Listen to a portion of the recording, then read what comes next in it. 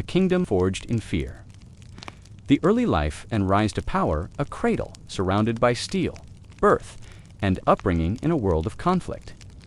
The story of the most brutal king in medieval history begins not with thunder or glory, but with the quiet, weighty stillness of a fortress built more for survival than splendor.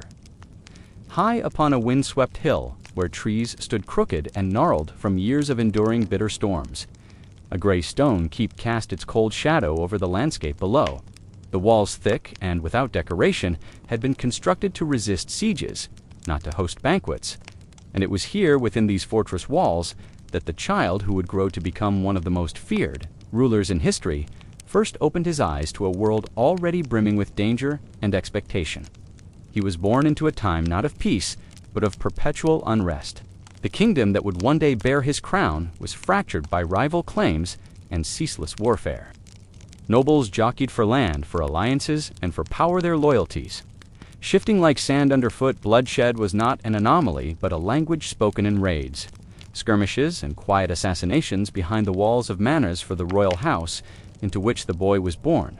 Survival was never guaranteed. Every decision was steeped in caution, every alliance forged under the looming threat of betrayal. His father, the reigning king, was not remembered for wisdom or warmth. He was remembered for victories won through brutality for enemies, crushed without mercy, and for the air of dread that seemed to follow him wherever he went. He ruled with an iron hand, not just over his enemies, but over his own household. The corridors of the castle echoed with silence more often than music, and the whispers of servants faded quickly into corners when heavy boots approached. The boy's earliest memories were shaped by these sounds, or rather the lack of them. Silence meant power. Noise meant weakness, emotion, softness, kindness. These were not virtues in his world. They were vulnerabilities to be discarded. The child was never raised with the tenderness one might expect from royal nursery tales. There were no gentle lullabies to ease him into sleep, no doting nurses to cradle him through fear or illness. Instead, his crib was surrounded by guards, his lullabies composed of shouted commands in the training yard below, and his earliest lessons involved memorizing the names of his father. S, enemies, rather than children, S rhymes. By the age of 5, he had already seen the aftermath of a battlefield, bodies draped in mud, the distant smolder of burning villages, and the quiet murmurs of knights discussing casualties, not to traumatize, but to prepare. By the time he was 7, he was given his first sword, not as a toy, but as a tool, not for games, but for practice, and always under watchful eyes. His tutors did not teach him poetry or courtly manners, but strategy, loyalty, and the cold arithmetic of war. A battle is not won with courage, they taught him, but with calculation and control. Compassion, he was told time and again, is a kind of weakness that spreads like rot, if left unchecked. His meals were eaten not at long tables with laughter and song, but in silence beside his father, who spoke only when necessary and always in clipped, commanding tones. Even as a child, the boy learned to interpret. Gestures more than words, a nod meant approval, a frown meant failure, and a turned back meant the worst disappointment of all. There were moments, of course, when the boy would look to the horizon from the castle's highest tower, wondering about the lives of those beyond the fortress. Walls, peasants, tending fields, merchants traveling through muddy roads, families huddled together near hearth fires. But even these thoughts were fleeting quickly, overshadowed by the constant drumbeat of responsibility and the ever-present weight of expectation. He was not a child who would ever be allowed to dream. His life was not his own. He belonged to the dynasty. He belonged to power. When he turned 10, he accompanied his father on a punitive expedition against a rebellious baron in the southern borderlands. It was the first time he saw the flames of war up close, the roar of soldiers as they descended on a village, the choking smoke that lingered in the air, and the silence of those who had opposed the crown. The experience did not frighten him. It steeled him. He observed how fear worked on the human heart, how quickly resistance crumbled when met with overwhelming force, and how power once seized must be displayed without apology. His father called it justice, others might have called it vengeance.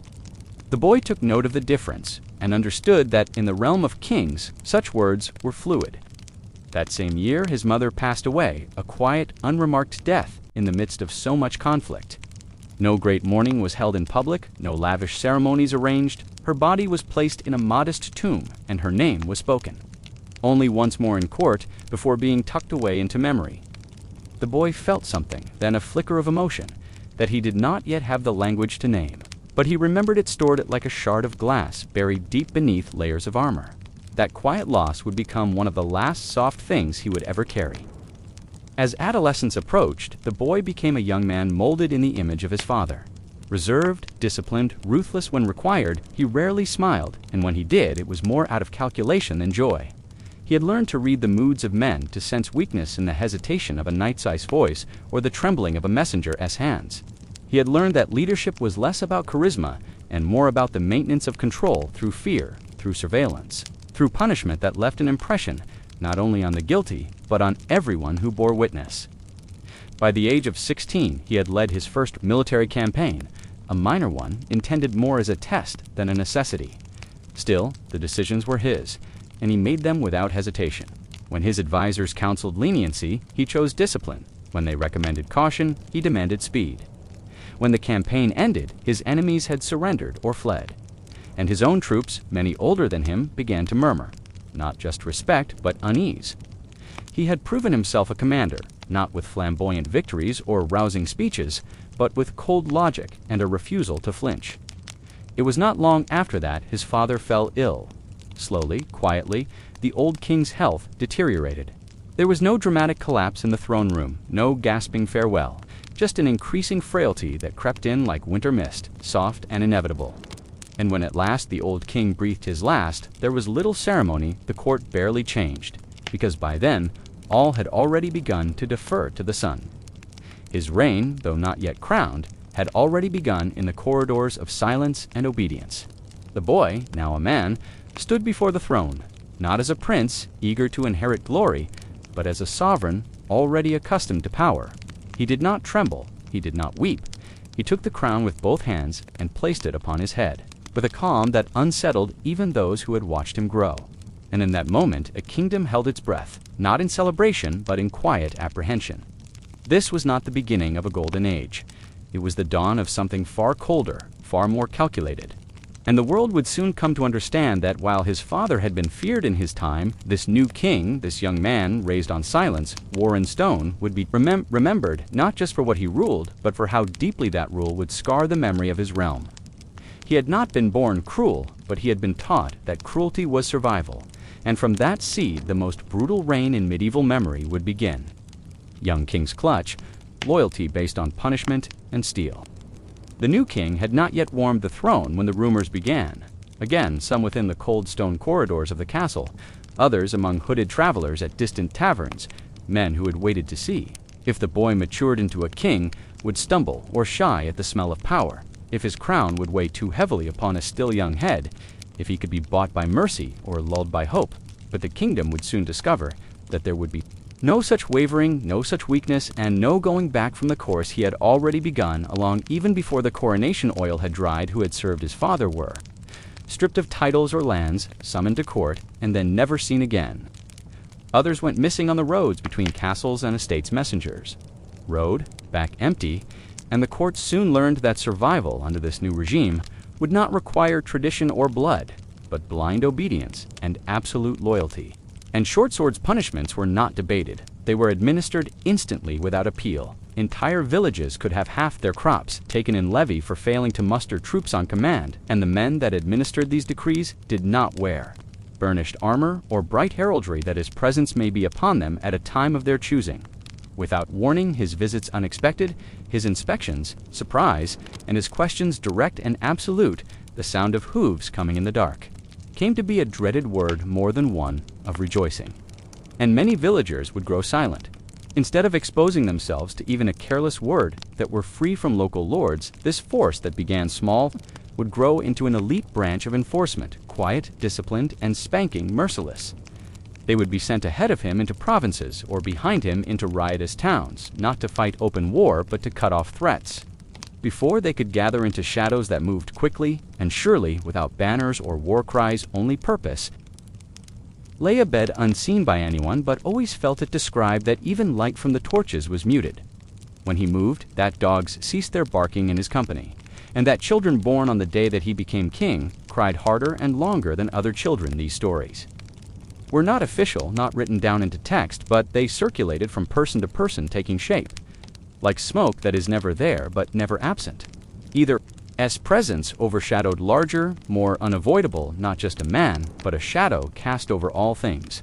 And as the years passed and his grip tightened still, a realization began to sink, not just among the nobles, but also among the commoners, that the king was not so much exercising power as he was becoming power. Itself, not just dreaded, but incarnate dread. Which could be overheard and misinterpreted, the kingdom grew subdued, not with tranquility, but with tension so pervading it. Became a kind of background, thrumming woven into the daily fabric of life. But dark plain cloaks and blank shields, the message was obvious, one that had no patience for deviance, for disobedience, for dreams. He rarely spoke in public, and when he did, his declarations were concise and absolute. He never yelled, never barked. No, rather, the still authority descended on the people like a noose, quietly increasing without noise. His opponents vanished, not in dramatic bravado, but in the forgettable lulls. One day they were present, the next vanished. A name, if ever recalled, then forgotten. To enable all who addressed him to do so from a descending glance, even his acts of generosity, such as rewarding loyal vassals or sheltering merchant trade routes, were framed, not as displays of benevolence, but as calculating investments, gestures, intended to confirm his power, not reveal his heart. His initial actions as king were not declarations of vision or announcements of transformation, but purges quiet, swift, and ruthless trusted servants, and assassinated the next a village might be favored for years, only to burn when a rumor fell into the wrong ears. This atmosphere of insecurity kept all subjects, no matter height or depth, in a state of self. Surveillance terrified not only by what they did, but by what others said they did. He put aside older counselors for men closer to his own age, men who came up with him in the tough crucible of the fortress and the field of battle, men who shared his belief that order was maintained through domination and not consensus men, whose silence spoke more loudly than any oath. Their devotion proved in blood and not words, and as a reward, he gave them authority unheard of, in the range their hands extended into every province, every border, every city of administration, from the levying of taxes to the patrol movements. These men were the backbone of a new regime, one that was not based on law, but terror reports, were no longer delivered by scribes, but by riders who wore scars. The aristocracy, some of whom had secretly conspired with or against his father, soon found themselves cornered. The young king did not tolerate. Their games he did not play to their vanity, and he did not blink an eye at claiming what in his head was owed to the throne.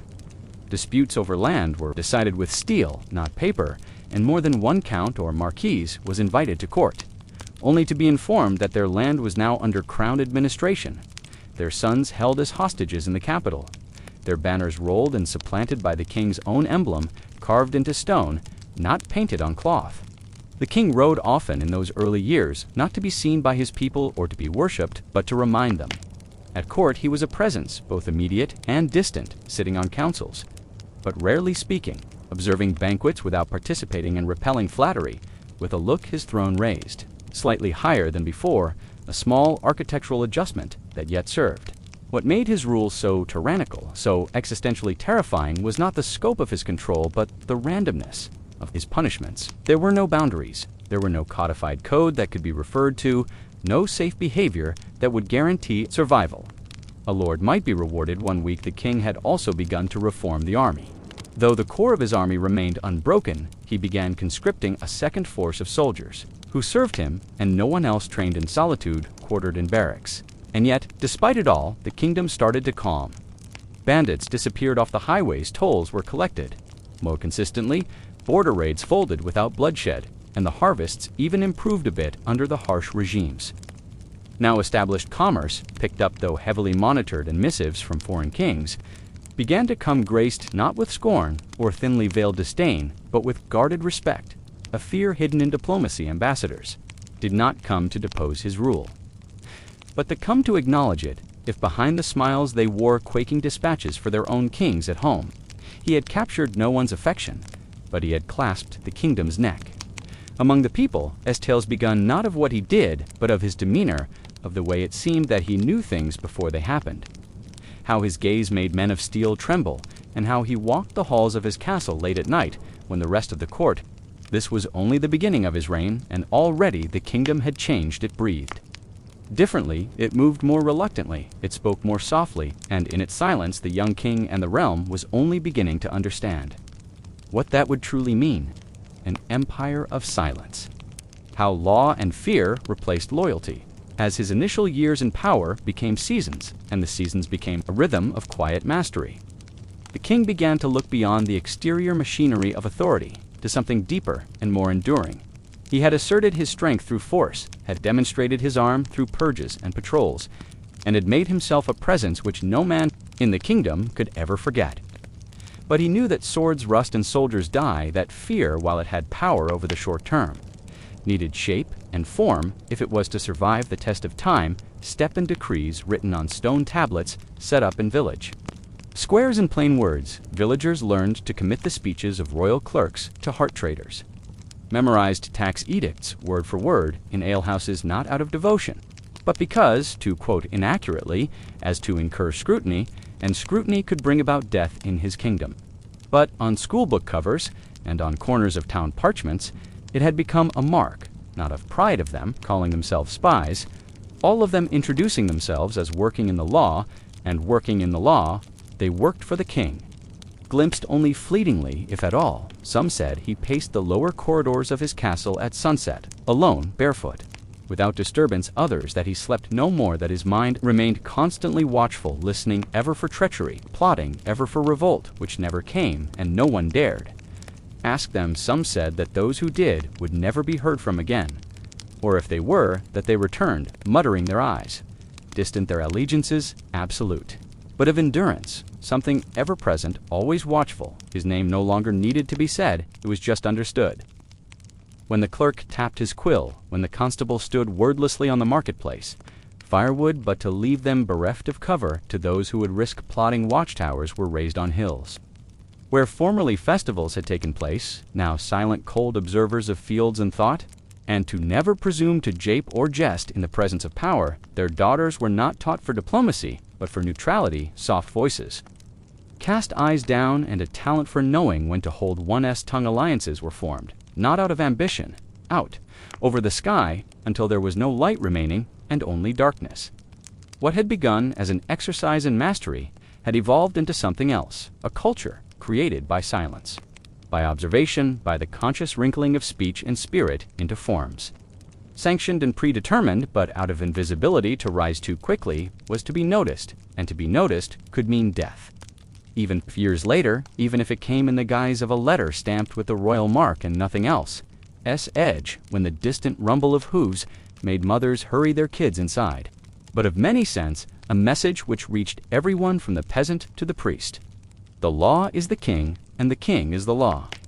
There were to be no appeals to courts of justice, no exemptions from the clergy, no loopholes woven by clever tongues, but all law was the emanation of the crown, and all justice was but the echo of royal voice.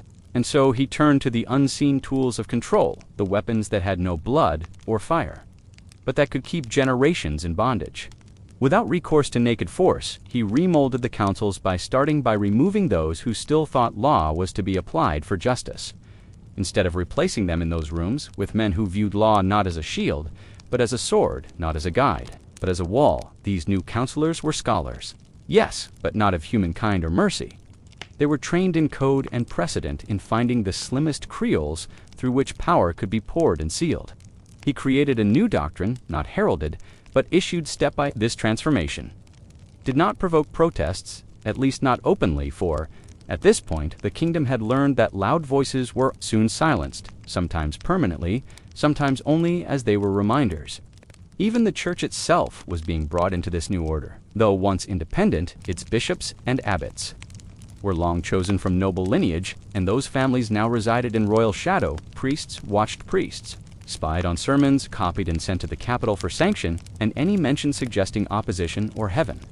Above law, silently revised or deleted entire monasteries, emptied out their libraries, seized their lands, absorbed into the treasury in the name of reform, of centralization of order. Kids were taught to draw the king's emblem before he prayed. His crest was not only on coins and fortresses, In towns and cities, new structures emerged, administrative halls built not of marble, but of dark. Stone with narrow windows and doors which clacked shut with foreboding finality inside. These hall scribes wrote down citizens. Transactions counted their vocation, their kin, their rumor, and suspicions between neighbors. Notes were sometimes intercepted letters, between brothers were sometimes duplicated. Before they were posted, whole systems of observers quietly unfolded across the kingdom none. And yet through all of it, in this coiling net of law and watching and silent punishment, the king himself seemed to recede further into legend than man. He seemed less and less at Court Road, rarely outside his citadel, and when he did so, it was by night or under layers of protection his shape. They said that his tapestries in his big hall no longer depicted battles or saints, but long winding black, threads sewn in endless loops, a symbol of control without pause, without middle, without egress. No one could interpret their meaning. Among the great houses, a new language developed not of rebellion, but of survival families, taught their sons to be silent in court, to speak only when they were asked. In the villages, peasants guarded their doorposts, not with wolf talismans, but with signs, intended to imply loyalty to the crown, not in deference, but in respect. Children were taught the name of the king not with reverence, but with fear. Ancient songs that had once ridiculed masters were lost or replaced by hymns of obeisance. Even the landscape began changing. Woods near ancient fortresses were felled, not for, and still no one could quite place their finger on when all of it had become the norm. No one could recall when the time had arrived that fear had moved from the exception to the rule. It had arrived, not in storm, but in dusk, a gradual, inexorable protraction of shade. This was the true mastery of the king, not the sword or the soldiers or the sudden terror, but the ongoing terror that lingered, that lived at the edge of every thought he had made his reign. More than the man, more than the castle, he had become a presence within the very air his people breathed. And, sitting on his throne, looking yet unseen, leading yet untouched, a single reality settled over the kingdom. Like snow in winter, sure, and unspoken, that his reign would last even after him, and that the people who would come after would not fear him.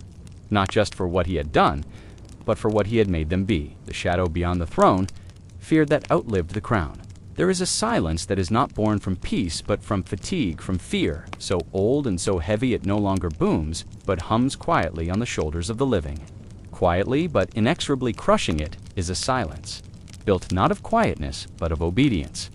And in the final years of the most brutal king's long and unchallenged reign, that silence had become the most powerful force in the land. More restrictive than any law, stronger than any vow, for it did not need to be spoken or signed. It was understood, it was breathed, it was worn like a second skin. By then, the king no longer walked among his people, no longer sat at the center of feasts, courtly, or rode through towns with streamers. Streaming above him, he did not need to. His presence was already omnipresence, woven into every ritual, into every statute, into every moment. Pause for consideration, his name never spoken, was now a figure, a weight, a nodding smile between those who served and those who merely sought to survive.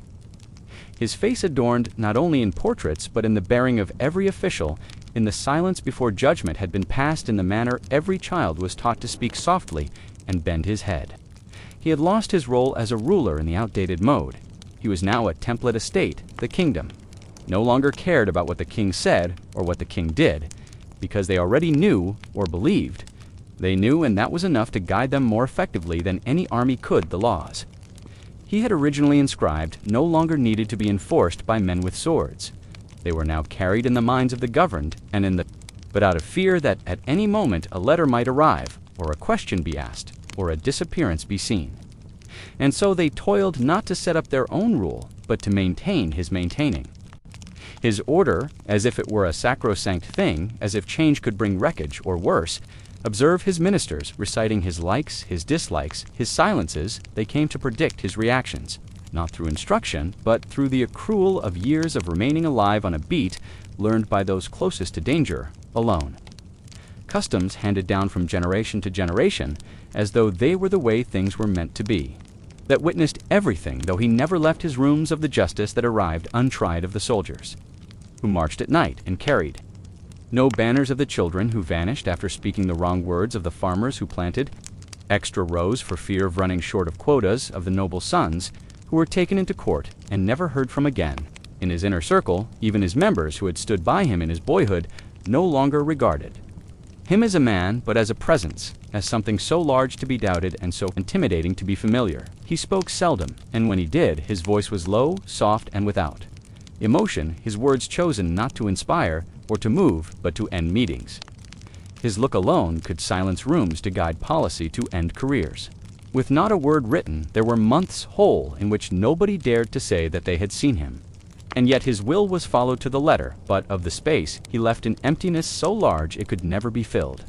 The new king sat upon the throne, but did not possess the same presence, did not command the same silence, for he was only a man. The most brutal king in medieval times is not so much one of his rise, or of his deeds, or of his brutality, but one of how he claimed fear, and made it mechanism of control and anticipation of silence, and made tradition, and of how his reign was ended in name, but never really descended into history, because it still echoed in footsteps, in doorways, in unspoken thoughts, and in the silence that comes between the words, where his presence once brooded, and perhaps eternally, would. And the people could see that now, and in their hearts something began to cultivate. Not hope, not yet, but memory of a rule. So complete that even in death it could not be erased. They waited as they had learned to wait. Without demur, without hope, without cry, those who ruled in his name ruled with disciplined study, not out of reverence. Across fields, stories grew up, not with laughter or devotion, but with grave respect of the man who never smiled but never needed two of the eyes. And yet, not just men and women had his tyranny in their bone.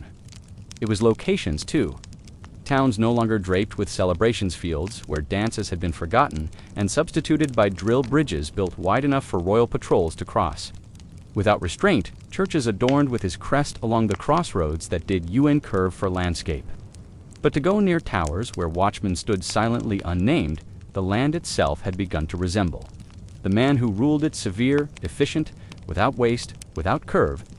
He had been a silence more deep than absence, a memory still present before death had itself come, and when eventually that death did come, it was not public or ostentatious. There were no howls of grief, no bell towers, ringing out merely the quiet closure of palace doors and the stilling of court for days. People waited not for grief, but for direction. And then one day, a voice not his was spoken from the great tower, announcing with no emotion that the king was sick, that he would not be seen in public anymore, that all would stay the same.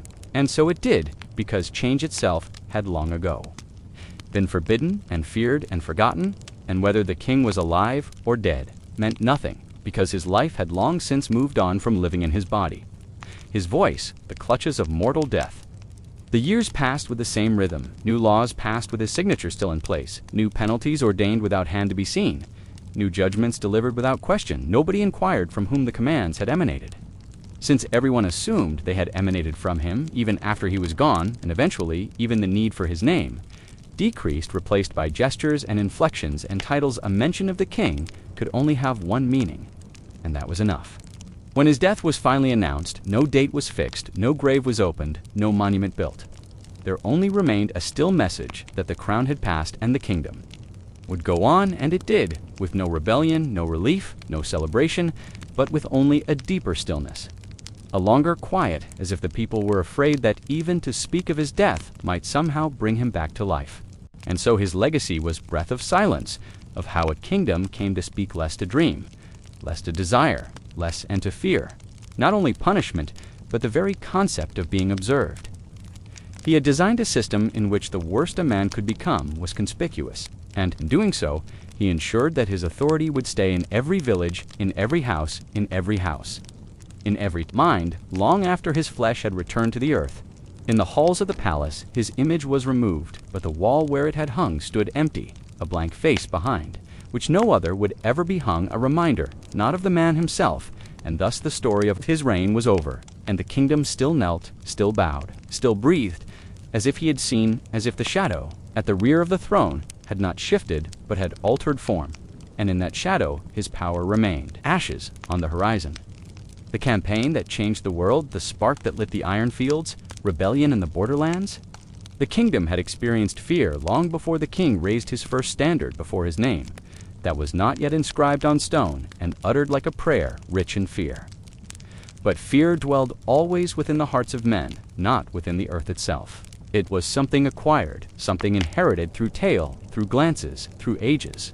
But there was one day within the middle of his reign when fear was no longer a mere whisper, but a thunder, and the thunder began, not within the grand courts, that this was no mere forgetfulness, and men, he did not call it treason, he called it restoration, a return to the days before when the province governed itself, when kings had not yet reached so far with such long hands into every home and hearth, nor within the fortress cities, but within the outermost edges of the realm, where the fields grew bitter and the trees older than memory. It began with a letter, or possibly a rumor. It is difficult to determine now because records from those years are thin, and those which remain tend to contradict each other.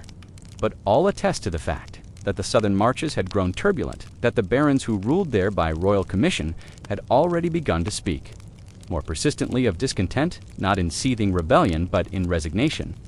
Saying nothing, sending messengers back unopened, keeping reports in abeyance with vague excuses. Too many wolves, too much rain, broken roads, old sicknesses. A message, a lesson inscribed, not in ink or law, but in ash from any direction where the marching sounded louder day after day, and no one could count the number of boots, the number of flags, the number of swords, but the king's army progressed at abnormal speed, building roads as it progressed, advancing silently in wood and mist, slicing trees that had stood for centuries to give passage to the wheels of war, only that there were too many, and destruction, until the baron himself was on the walls and could see nothing but scorched earth and roofs, that lay in ruin until the very air was thick with the reek of smoke and the noise of nothing at all and bone. The king sent not terms or envoys, but troops. He did not besiege, he encircled, he did not negotiate, he eradicated. Initially, the court ignored it, for it was not uncommon for distant nations to complain or lag behind it. It was understood that power grew weak the farther it was transported border stabilization. But the people knew, in the silence that had long filled their houses now filled their heads, as well a silence that lived in the bones that was passed down through generations, and that settled once again all over the realm like snow, soft and cold, and absolute. And these marches had always responded slowly, free in tradition, proud in heritage, their loyalty was such a weak thread stretched taut, and kept in motion only by the power of royal pressure. But it was nevertheless a thread, one that had never been broken but numbers, and the towns were marked. Indelibly not with signs, but with silence, the roads were cleaned, but no one traveled them. The bells were repaired, but never rung. The people returned to rebuild and not to live. They returned to remember, to repeat, to tell their children what had happened and what should never happen again. But this time the delay did not abate. And when the taxman stopped returning and the royal banners vanished from the bridges, they did send extra messengers, but sent a rider by himself, not a courier, but a shadow, one of his silent agents, trained not to negotiate, but to listen, to observe, and return, because this horseman did not return either. And when the winter passed, and the snow from the mountain passes melted, it was clear a baron named Idrin, who had declared independence, not by battle or edict, but by default, stopped using the king's coin, placed local elders in place of judges, formed a militia in the name of his own household, blocked the roads with his own toll. Gossip went around like wildfire, not just among his neighbors, but around the kingdom, for if one lord could deny, could strip the king's visage from his land, then why would others hope for the same fate, a fate without that nagging shadow, a fate where silence would no longer be, synonymous with obedience, but freedom where fear could be a memory. The king received this news not in anger, but in silence, and it is said that he did not speak a word for an entire day, that he remained in his chambers, surrounded by maps and scrolls, and did not move as if listening to something everyone else was not listening to. And when at last he stood up, issued only one instruction: prepare the legions. The next campaign was not merely a war, it began with the perimeter villages, small villages, with no walls and no soldiers, where farmers woke up to the sound of hooves and the sight of smoke, where fields were salted and wells filled with trash, where men were questioned and women went missing, and children watched from hiding, as houses were disassembled, not searched, but dismantled brick by brick, as if memory itself was being erased. Then the villages and stations and defended farms where guards battled for an instant, and then were trampled under where bells rang out to alarm, but got no assistance coming. The Baron tried to retreat to his keep, a black tower built on top of a rocky hillock, on which his family had ruled for centuries. When they came to the keep, they did not surround it. They went around it, burning the ground around it first, encircling it in a ring of fire. It was unto siege. It was starvation of the soul, a demonstration of what it was to go against a ruler who did not want your wealth, only your submission, who did not want to conquer your land, only to erase it from existence. And when the walls did break and the gates burst asunder, the king did not enter, but stood outside and looked on. And when his soldiers pulled the Baron out before him, bound and bleeding, he did not utter a word, but turned and walked away and took the Baron into the mist, and never saw him again, and no one asked where he had gone and what had befallen him, because by that time the entire kingdom had already known the answer. The campaign went on for 3 months, and when it finished, the southern marches no longer had names, and all across the kingdom and far-off lands, nobles would dine with softer melodies, commanded with greater reserve, enforced submission. Not from loyalty, but from recalling what had been done to Edrin and could be done anew. And so the rebellion, which had never had any real existence, came to serve as the foundation for something higher, a type of unity not forged from love, but from shared fear, a kingdom united not by governance, but by the possibility of what the governance could inflict. The king never spoke of the campaign again. His court never made it official, the records simply recount a period of realignment, of pacification, the kingdom that walked on glass. Aftermath of obedience. When the fires dwindled and the smoke lifted, when the fields no longer burned red at night, and the distant black forms of advancing troops no longer crept across the hills, the kingdom did not return as it had. Before, it did not rebuild in pride or gratitude. It simply adjusted like a wounded limb growing accustomed to walk again without causing pain.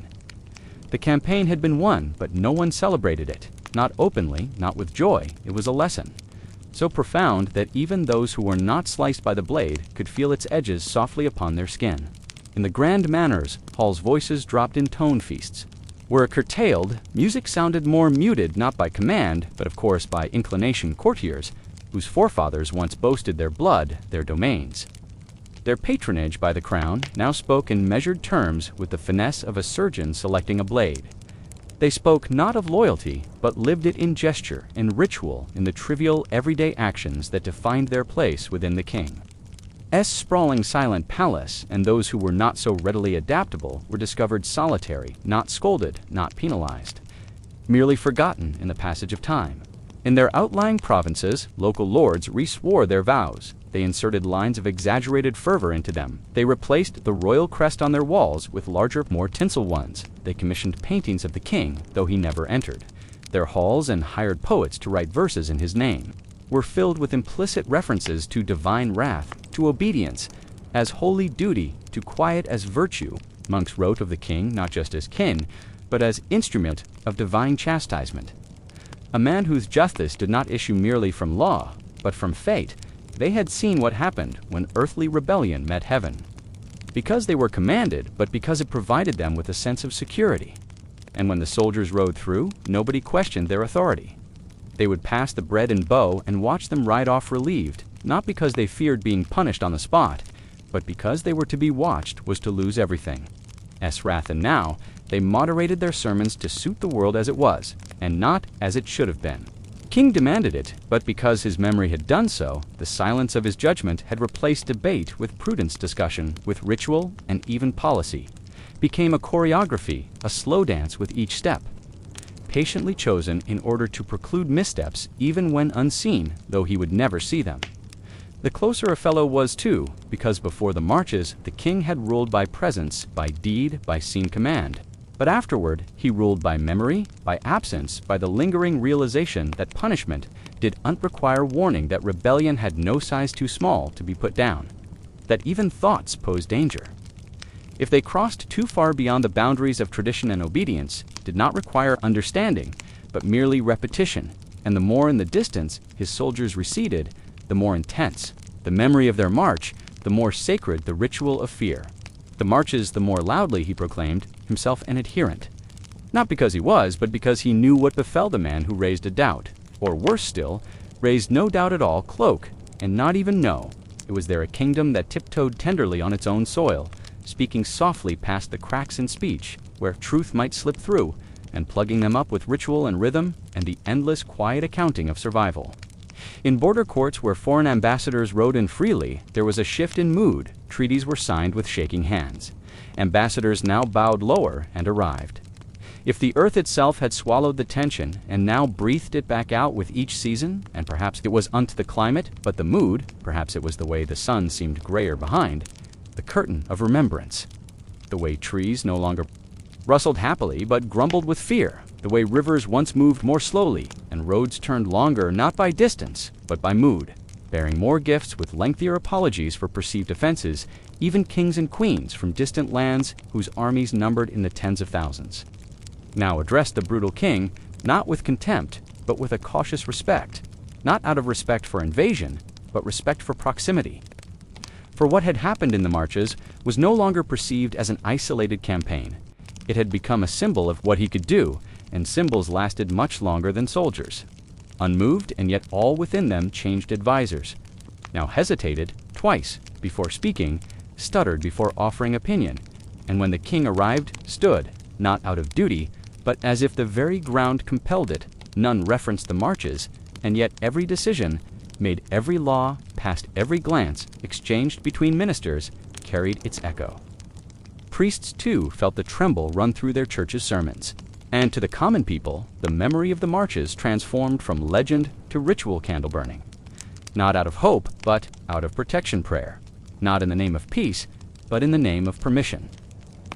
Children taught not to talk too loud or ask to heart in taverns tales of the Baron told in whispers, always finishing with an ending, always the same saying. You remember what happened to Edrin, and that was enough, because everybody did. Villages began changing their festivals, exchanging silence for songs, processions, for parades. Farmers began engraving the royal crest onto the doorpost of their barns. Not even the weather would change in the following years. When folk would begin to say that winters grew colder, that the winds had a more biting edge, as nothing was said of the campaign in the royal court. Itself, no songs written, no murals painted, no medals awarded the halls. The king's scribes made their tone documents more obsequious edicts, more absolute correspondence full of honorifics that contorted the language itself, titles longer and more complicated, not because and yet, it was not fear alone that spread after it, was a profound transformation, a redefining of what power meant in this kingdom. This was the actual outcome of the campaign, not land, not plunder, but architecture unseen, an immovable, a kingdom that learned not merely to obey, but how to live in the fabric of obedience, how to pass it on, how to wear it as a... And perhaps the most terrifying sign of all was that, after a few more years, no reminder was needed anymore. The fear no longer needed soldiers or banners or burning villages. It had become culture. It had become common sense.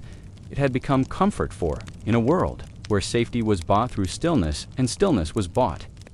Through submission, fear was not the enemy, it was the solution. And thus the legacy of the king was augmented, not as warrior or as tyrant, but as weaver of silence, as commander of the unseen. As the man who learned a whole kingdom that loyalty was not love. And in the silence, in that remapped world, the kingdom still endured, not uninhibited, but unbroken, and to many, that was enough. When even shadows fear the light, the loneliness of absolute power. The kingdom was still, but so was he in the years after the Southern Campaign, when the villages were burned and the rebels disappeared and the banners of the conquered were rolled up like old stories. The king became no more boisterous with conquest. He became quieter, year by year, day by day, a quietness that deepened not only in his halls, but in his marrow. The halls of the palace became more subdued. The ring of footsteps further away, the long corridors with heavy drapery, seemed to hold their breath, as if holding their breath for a sound that never came, as if time itself had become afraid to move in his presence. He no longer walked the gardens at dawn, as he had when the mist still wrapped the roses and cobblestones glittered like mirrors to the morning. Sun when dew lay thick in the air, and ravens croaked their harsh songs from knotted branches above. Now those walkways remained untrampled, their stone borders worn and mossy. The fountains that flowed were now dry and scabbed with leaves. He no longer visited the training yards where the ring of steel upon steel once rang, with ritual music replaced now with stillness and the occasional whistle of wind through torn racks and vacant mannequins. Instead, he drew deeper into the palace, deeper into its empty rooms, rooms without windows, rooms where small burning fires provided the only light rooms, where scrolls yellowed untorn and curled along the edges where maps lined whole walls, penned in inked borders that wavered by his hand alone, and in those rooms. He stayed surrounded by silence, by the faint creaking of old floorboards, by the steady proximity of candlelight that stilled to shadows upon his motionless shape. And it was amidst that shadowy stillness that he seemed to flourish, or perhaps to wither, it was hard to tell.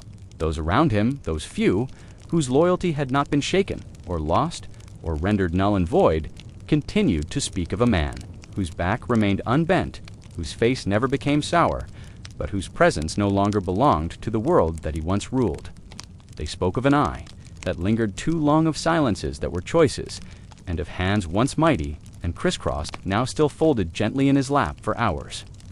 On end motionless, unshaken, untouched by hunger, thirst, or exhaustion, as if he had learned to disappear even from his own body.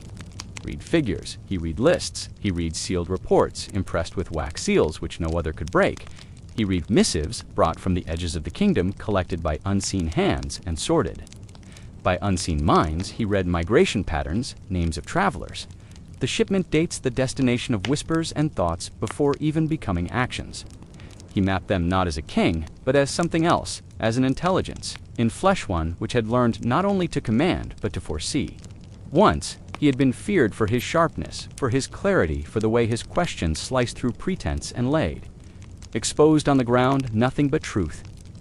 But now he was feared for something different, for something less intangible and more encompassing.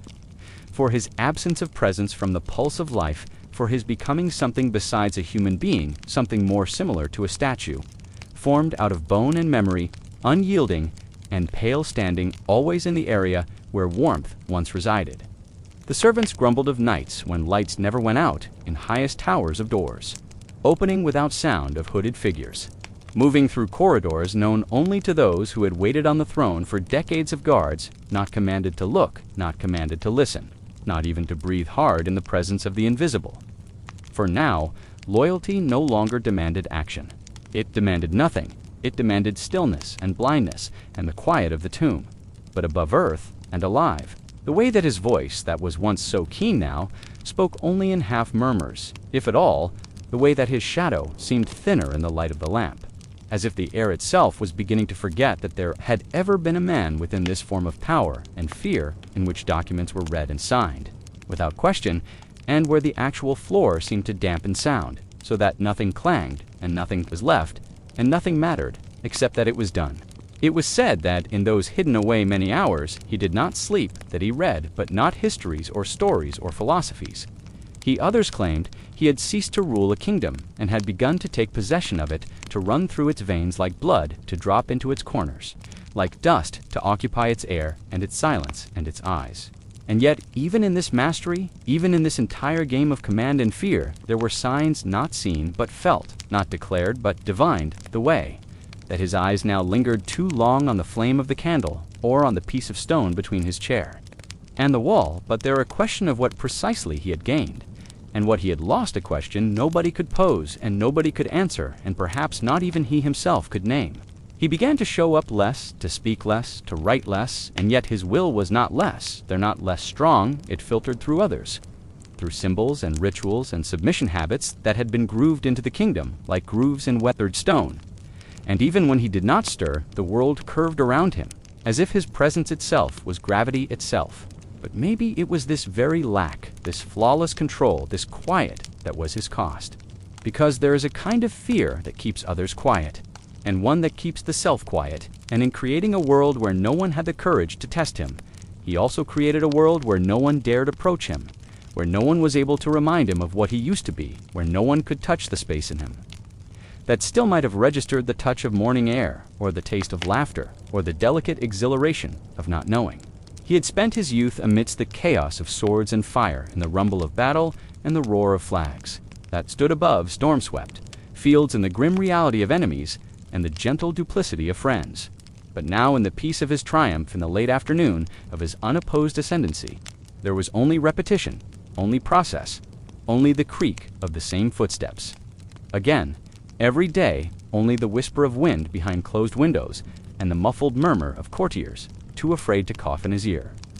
He walked his palace not as a king over subjects, but as a ghost among shades, and although the halls were full of bodies of servants and scribes and watchers, none dared speak except upon command. None dared ask except upon command, and none dared look upon him for more than a second, as though even the act of seeing would be punished. And so he proceeded from room to room, like a chill wind, like a story told too many times, like the final page of a novel that people never had the heart to finish. Even the throne room was changed, no longer a decision room or a room of judgment or state, but a room of ceremony for lack of sense. A vacant ritual in which ministers recited their lines with care, no portraits were ordered, no songs written, no parades, marched through the city not because he stayed them, but because no one was brave enough to suggest them. For how do you celebrate a silence? How do you decorate a void? How do you shout for a king who has become not a man but a mirror reflecting only your fear and your reflection? And so he aged not as the others, not with stooped back or befuddled eyes, but with rust, with the slow wearing down of what once was a man, until there remained only the shape of power, until the crown seemed to wear him. And not him, the crown, until the chair shaped his spine, until the hush shaped his voice, until the fear he had nurtured shaped even his heartbeat into something unvarying and unhuman.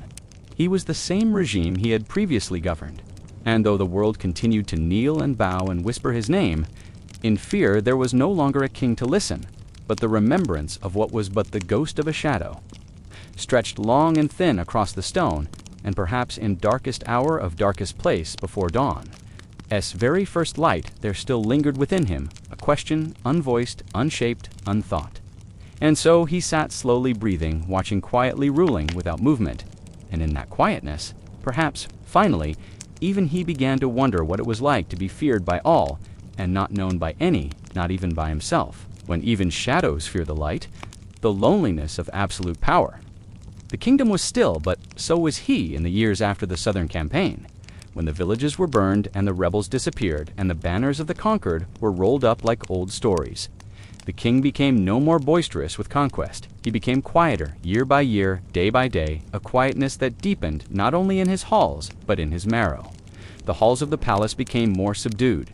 The ring of footsteps further away, the long corridors with heavy drapery, seemed to hold their breath, as if holding their breath for a sound that never came, as if time itself had become afraid to move in his presence.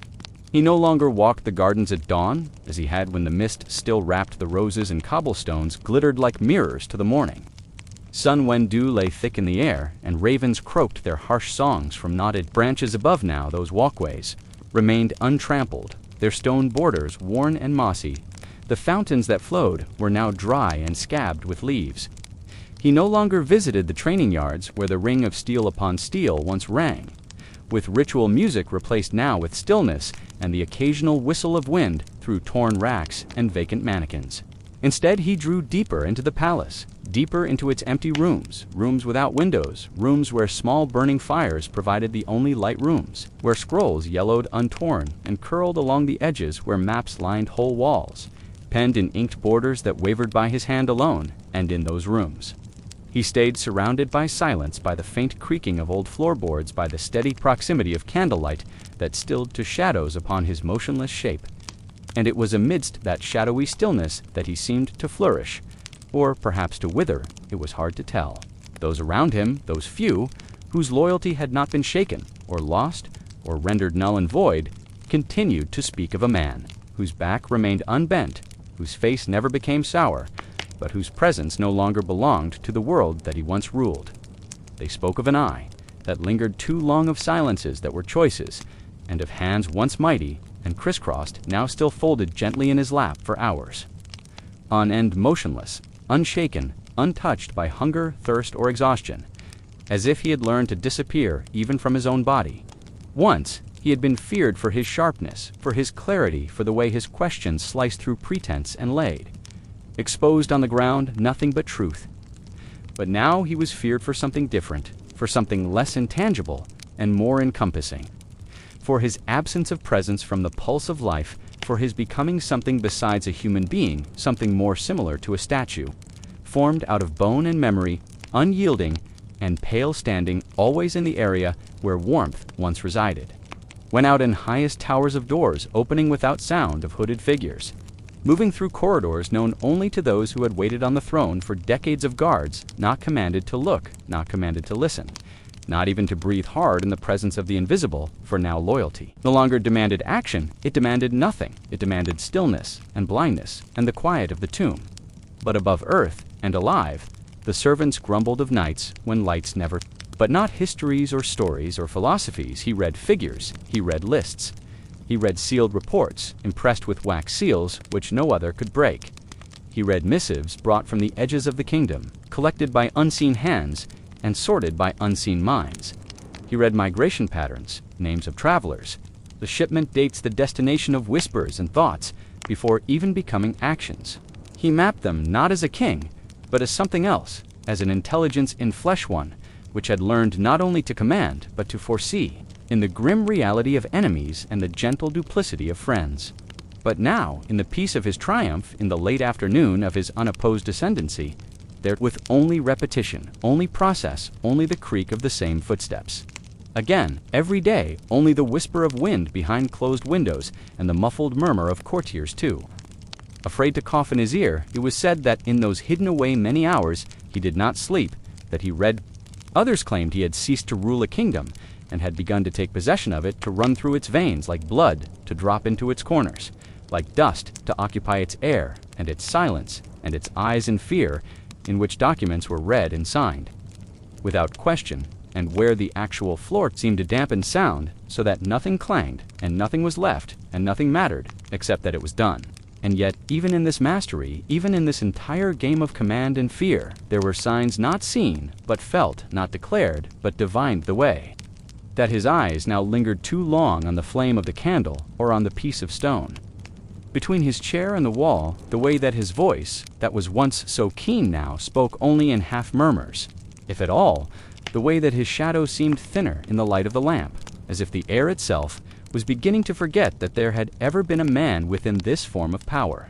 But there a question of what precisely he had gained, and what he had lost, a question nobody could pose, and nobody could answer, and perhaps not even he himself could name.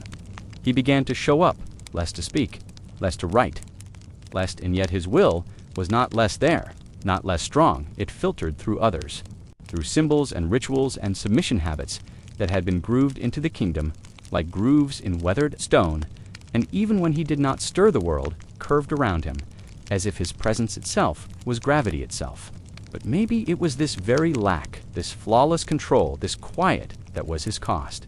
Because there is a kind of fear that keeps others quiet, and one that keeps the self quiet, and in creating a world where no one had the courage to test him, he also created a world where no one dared approach him, where no one was able to remind him of what he used to be, where no one could touch the space in him that still might have registered the touch of morning air, or the taste of laughter, or the delicate exhilaration of not knowing. He had spent his youth amidst the chaos of swords and fire, in the rumble of battle and the roar of flags. That stood above storm-swept fields. He walked his palace not as a king over subjects, but as a ghost among shades, and although the halls were full of bodies of servants and scribes and watchers, none dared speak except upon command. None dared ask except upon command, and none dared look upon him for more than a second, as though even the act of seeing would be punished. And so he proceeded from room to room, like a chill wind, like a story told too many times, like the final page of a novel that people never had the heart to finish. Even the throne room was changed, no longer a decision room or a room of judgment or state, but a room of ceremony for lack of sense. A vacant ritual in which ministers recited their lines with care, no portraits were ordered, no songs written, no parades, marched through the city, not because he stayed them, but because no one was brave enough to suggest them. For how do you celebrate a silence? How do you decorate a void? How do you shout for a king who has become not a man, but a mirror reflecting only your fear and your reflection? And so he aged not as the others, not with stooped back or befuddled eyes, but with rust, with the slow wearing down of what once was a man, until there remained only the shape of power, until the crown seemed to wear him. And not him, the crown, until the chair shaped his spine, until the hush shaped his voice, until the fear he had nurtured shaped even his heartbeat into something unvarying and unhuman. He was the same regime he had previously governed, and though the world continued to kneel and bow and whisper his name, in fear there was no longer a king to listen, but the remembrance of what was but the ghost of a shadow. Stretched long and thin across the stone, and perhaps in darkest hour of darkest place before dawn, as very first light there still lingered within him a question, unvoiced, unshaped, unthought. And so he sat slowly breathing, watching, quietly ruling without movement, and in that quietness, perhaps, finally, even he began to wonder what it was like to be feared by all, and not known by any, not even by himself. Ruins under the silence, the stones that won't talk beneath the kingdom's surface. Beyond the reach of heraldry or law, long after banners had frayed through two tattered strands and final royal decrees were whispered instead of bellowed, there remained other remnants, neither gold nor parchment nor even blood. They were unspoken remnants in courts, not written down by scribes, but close to the land itself. Stones, cold, silent, unyielding, with a silence so heavy, so absolute, that it no longer became nature's quiet, but like something that had been orchestrated with care. As if the earth itself had been commanded to be cautious. As if trees and soil had mastered the art of speaking softly under the rule of a king, who used to command his people and even the shape of things around them to obey. And within a hidden clearing, nearly mythical in its isolation, was a circle of stones. Not high, not marked with runes or crosses or the names of kings. The histories kept in candlelit monasteries and dusty towers held no mention, but the people did, and the people remembered them. In silence, not in songs or prayers or remembrance, but in avoidance, through stories told to children not to go that direction, through the absence of cottages near certain hills, through the tacit knowledge that some places were not to be asked about. There were staircases that led to blank walls, corridors that turned at strange angles. Others said that they were hidden. A few said that the king never needed keys. He had merely decided who could be forgotten. Doors bolted from the inside without reference to the previous person through a shape, a mark, as if the record itself would not end. Just a dozen flat gray heads just visible above the ground, too far too often spaced to be natural, worn too smooth to be new. The people called it the listening place. They raised their children to stand back. They lit candles without knowing why. And in that reserve, in that gentle inherited terror, his memory survived not as a name, but as an act, implements, not in statue, not in scripture, but in the way that the world did not wish to look too hard, in the blanks left unwritten, in the questions never asked. Built not to cause memory, but to command forgetting. They did not honor. They marked, even now, their broken silhouettes seemed to hear. Not but attentive, but the ferryboat men would always nod their heads as they floated by some of them. With a hand on their breast, some with a spoken word, so old and gentle it could have been prayer or warning or habit or all these combined, around whom no creature lingered. These trees were never cut down for fuel, never hacked with initials, and when children asked why, there was always one answer, and one answer only: better to leave them alone. Not because they were wicked, not because they were sacred, because they had once been looked upon and noted upon and touched by something which did not leave its mark upon the tree, but on the air about it, piles of parchment, slightly singed at the ends. Rosters of names, too specific to be either happenstance or otherwise. Symbols appeared repeatedly on margins. Some believed they were the remains of those who once served directly under the king. Others believed they were simply following an ancient edict. Copied spirals intersecting with broken lines, dots lined up with such precision. It was like they were counting something, and perhaps they were. Some said they counted time. Some said they drew names. Some knew they counted silence itself, that the arches carried the weight of all words ever swallowed beneath that domination. Never brought to task, as if some sense of truth had once occupied that space. And though the truth itself was gone, the shape of where it had been must stay, and that to damage them would be to unseal what had been silenced for too long from a book that did not or even ever exist, long past in the edges where moss would cling and fingers would never depart. Old sigils, old numerals, old patterns repeated all over the kingdom, with no perceivable origin, because he demanded it, but because people never really ceased waiting to hear. His voice ring out once more, never ceased looking off into the corners of every rock, half expecting to see. That he was still watching, not because they were so much in fear, as because they had come to do so through habit so very old and so very deep that it had become a part of themselves.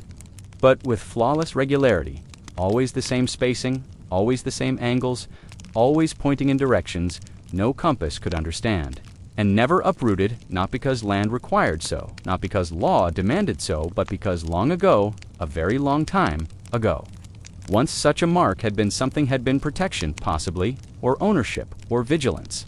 No one knew. But no one would dismantle that shape. Even when building again, they built around it, as if shape itself had teeth to speak, and so was spoken. Otherwise, in repetition through the ongoing existence of things, no one purported to understand, but all of whom forbade altering. And paths curved about places best forgotten, there remained flashpoints, not of worship, but of recollection. And not the recollection found in ballads and stories, but in the sort that resides in the rear of the eyes, in instinct and quiet. Dread, carved into the mundane rhythm of lives long gone beyond the savage king himself. Wax seals sporting insignia, not identified with any recognized house, but the ruins remained, not by accident, not by decay, they simply coexisted with them, as one coexists with a steep cliff or an icy lake with reverence. No whole stories survived, only pieces, numbers, dates, places, words that sounded like place names, but did not appear on a map. Not for what it sounded like, but because if you stayed there long enough, alone, at twilight, the air that hung around you would grow thick. They stood alone, like ancient sentinels, ignored in the quiet backstreets of the kingdom where moss crept slow, but with a whisper beneath the skin. You'd depart from the place changed, quieter, more cautious of what you said, as if something had been placed inside you that now listened in return. Alone, hidden in an eternal mist, its stones far too finely cut to have been native, too exact to have been laid by the common mason's hands. It was perched atop a hill overlooking a stagnant brook, where no village had ever been courageous enough to establish itself, and no traveler lingered after noon. Not nightmares exactly, just odd, like recollections they never made. They spoke of whispers through leaves, rustling wind that felt like breath, and the feeling not of being watched, but of being recorded. They told us that there was no door to this tower, no door at all, just a one small window that looked out toward the hills, where the wind was keen and the trees slanted away rather than in remnants of long-forgotten forts, too small to be remembered in war, too stubborn to be destroyed. Stone walls collapsed inward, iron hinges rusted to the earth, gates distorted and unopenable. No one claimed them. No banner was ever raised there. No one repurposed the stone. Even bandits did not encamp in their shade. The light never came quite down to the floor within, and deep, curling over surfaces grown old, and where gnarled tree roots cracked the edges of roads no longer walked. Others said it was a jail, not of the criminal, but of the inconvenient, of the people whose realities might bring down empires. But whatever it was created for, or by, or white, was never desecrated. No initials carved into its stone, no flowers at its base, just silence, and those who passed by it caravans, shepherds, lone riders spurred their horses on unaware. Not because time had eroded them, but because memory had learned to turn a blind eye, a kind of choice blindness passed down like tradition. In those overgrown places, the shade of the most brutal king had not been filled with glory or reverence. It had been filled with absence. They speak in hushed tones of a tower deep in the north. Others believed it to be a storehouse room built to hold something that would not be destroyed. Westward, along the broken rim of the old kingdom, where mountains sloped into valleys of woods, the forest had grown over what may have been paths. They said the earth there remembered, and if you stayed too long, it would remember you too. Not loudly, not with a roar. These were not places on maps of kings. No records of the land described them, and those were merely the beginning. Far up in the hill country, where snow lingered late into spring, and the stars seemed to shine closer at night, stood ruins. Tourists who slept in the field usually woke restlessly, speaking of dreams not their own, and beneath the capital itself, beneath the paved courtyards and crimson hangings of the great halls, beneath the gilded balustrades and the buffed marble walkways, the palace whispered. The servants spoke of those places only among themselves and, that is, rarely at all. They called those the unremembered places. Some said that the keys were lost. Centuries later, old papers were unearthed, weird things found in ancient boxes. Each work ended the same. A sweep of ink that was not a word, not a name. No one could ever be certain what these towers had once held, who the silent places had been built to observe, or what had been buried beneath the ceremonial stone of the Capitol. They were not monuments of victors. They were not broken temples to defeated gods. They were tools, and even though ivy covered their walls and ice cracked their corners, the silence lingered, louder than trumpets, deeper than the sea. Those who shared their homes with them never discovered them. They spoke no longer of the king, but they moved around the ruins, not across them. In that silence, in those quiet ruins and sunken stones, the most violent king of medieval history remained. A presence carved not in legacy, but in the deep history of oblivion, and somehow, in forgetting, remembered more completely than any king whose name was ever spoken. The symbols that refused to fade across the lands over which his reign once passed unquestioned, where voices had been quieted out of habit. There were symbols, yes, but none emerged in the open, none stood like statues, none shone in sun-baked plazas, but still they persisted, subtle, persistent, unmistakable reminders of a power that had never wished to be vaunted, only obeyed, reminders of a time when fear shaped not just actions but perception, when the will of one man had stretched like a shadow across all fields, all hearths, all whispered conversations held beneath thatch and wood. On the farmlands south, where land was most fertile and day's longest old men still drew, their lines with 3 small stones in a triangle never explained to their grandsons and sons, only neatly placed. By a bend in the river, where merchants rode the long route to the sea, there was a wooden post stuck deep in the ground, topped with a flat disc of rusty iron in half. Hidden with grass, no one knew its purpose, not in words. In the western wood, where long green columns of light fell through endless piles of leaves, hunters used to tell of trees whose bark smoothed and whitened with years unmeasured. There were carvings too, but not the sort that one would notice. Not the sort that one would notice. They lived in the stonework, of bridges, in the joinery of doors, in the arches of wells concealed. And beneath these signs, more than decoration, lay history, the sort too perilous to write, the sort that had to be built into the very world to exist, the sort of knowledge too dangerous. In the city capital, deep in the heart of the ancient kingdom, there stood an arch line in a tiny celly, 2 narrow forecourts, too isolated for ritual, no plaque commemorated them, and no history recorded them, yet they were cleaned more often than the rest of the city as stone, and always by the same subdued group of men who came in before daylight and left before the first merchants opened their booths. They never spoke to passers-by, and passers-by never tried to speak with them. Those arches were inscribed with symbols on their inner arcs patterns, so delicate they seemed to change when looked at too long. In temples across the kingdom, where incense ascended laboriously slow and bells tolled gently at evening, priests would sometimes stumble midway. Through prayer, not because they remembered not, but because they were instructed that the gap between words was ritual, a gap with meaning once spoken, though not now spoken, what the meaning had been only that it must be preserved, that the silence following invocations was not emptiness, but occupation, one derived from something older than the current Godhead, older even than stories, the faithful recited each year. There were cloisters to where monks laboriously copied texts out by hand, and where a page might be left blank or a line, not written at all, and no word spoken as to why these were not errors. These were recalled pauses, handed down from master to servant generation upon generation, never questioned. The symbols themselves were not feared, but they were honored, and in a way there was something heavier than honor, heavier than belief. It was wariness, learned over the years, passed down like property, not like a relic, but like a wound. Something no longer secreting but still tender to the touch, still instructive, still shaping. The way a body moved through the world, even if it did not understand why. In areas where no wars had been fought, and in streets with no plaques, the legacy of his reign remained not in law, but in language, in gesture, in the manner. A sentence was prematurely concluded, or a question never properly posed, and the population dwelling amid these signs no longer needed to be reminded to do. So they merely did. They flowed around them, as water flows around stone gradually indeed, and without protest. And perhaps that was the greatest symbol of all.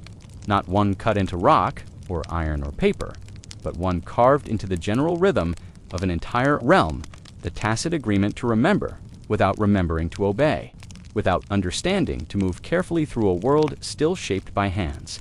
The ruthless king had disappeared years and years ago, Into darkness, his throne cold, his name remaining his legacy unsaid, and yet the symbols he left behind never dissipated. And so the symbols stood steadfast in silence, like the stones themselves, intact, inexplicable. Just there, always there, beneath. The moss beneath the paint, beneath the push of a world that moved only in the directions that he had once permitted, the roads that led nowhere worn paths through forgotten rule.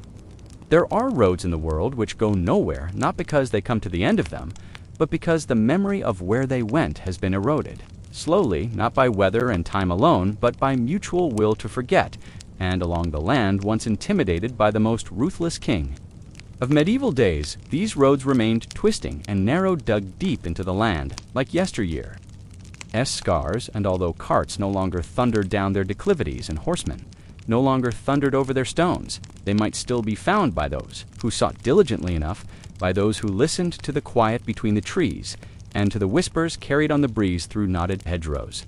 They were not labeled on maps, and yet they were more actual than most of the newly revealed routes of merchant enterprise that now cut across the kingdom. They cut forest.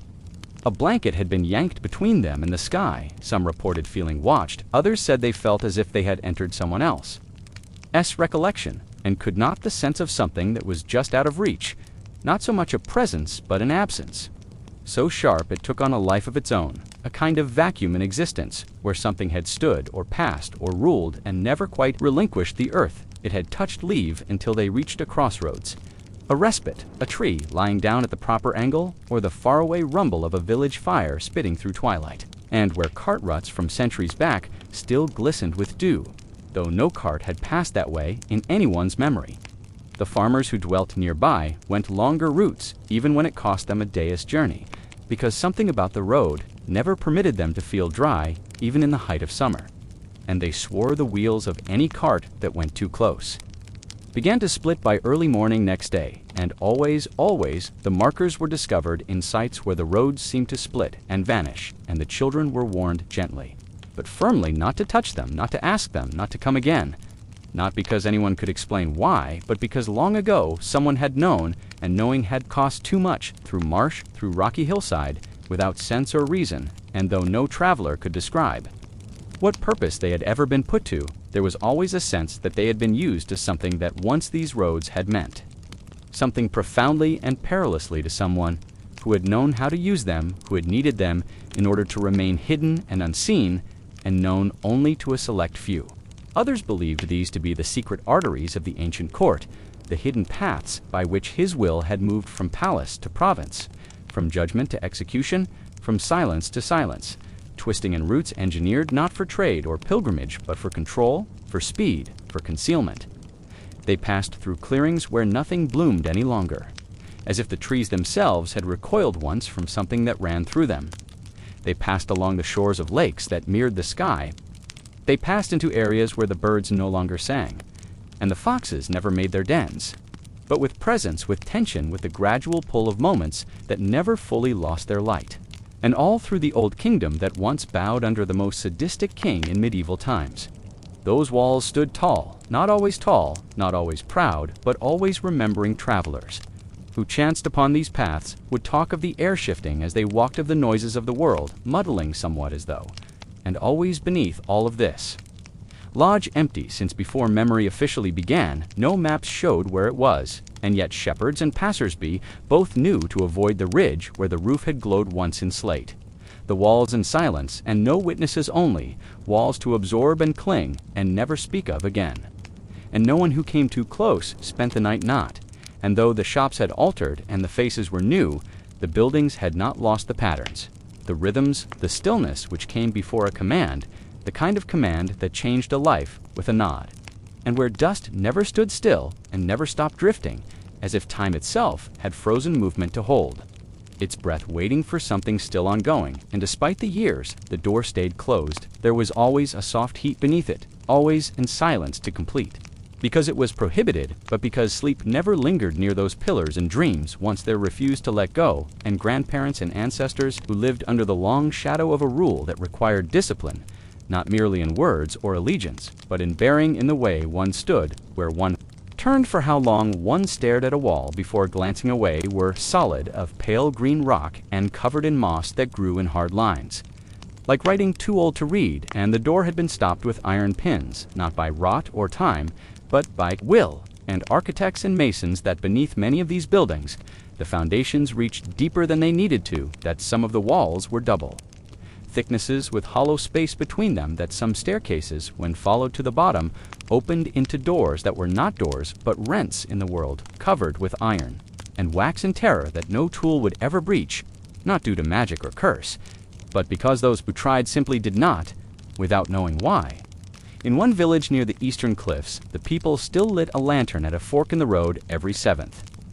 Night, not because they expected anyone to come, but because once, long ago, the light had kept something away, or perhaps had guided something safely through the village elders no longer remembered, which they only remembered that the practice could not be stopped that once during a year.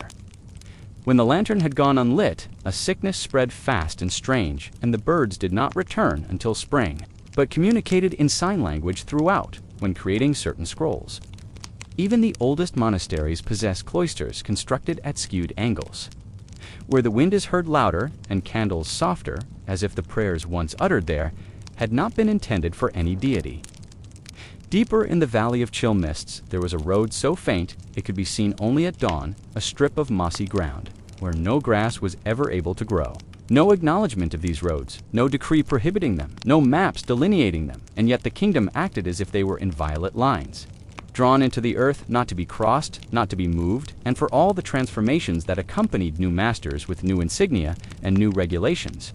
These roads never were repaved, never were enlarged, never were cleared. They were still there, in plain sight.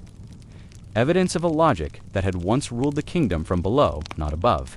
And there were markings along these routes, though faint, and usually mistaken for the signs of age or accident worn on worn out, stones worn into shapes, resembling teeth or thorns cut into the bottom of wooden doors, or only apparent in the refusal of moss to grow on certain surfaces.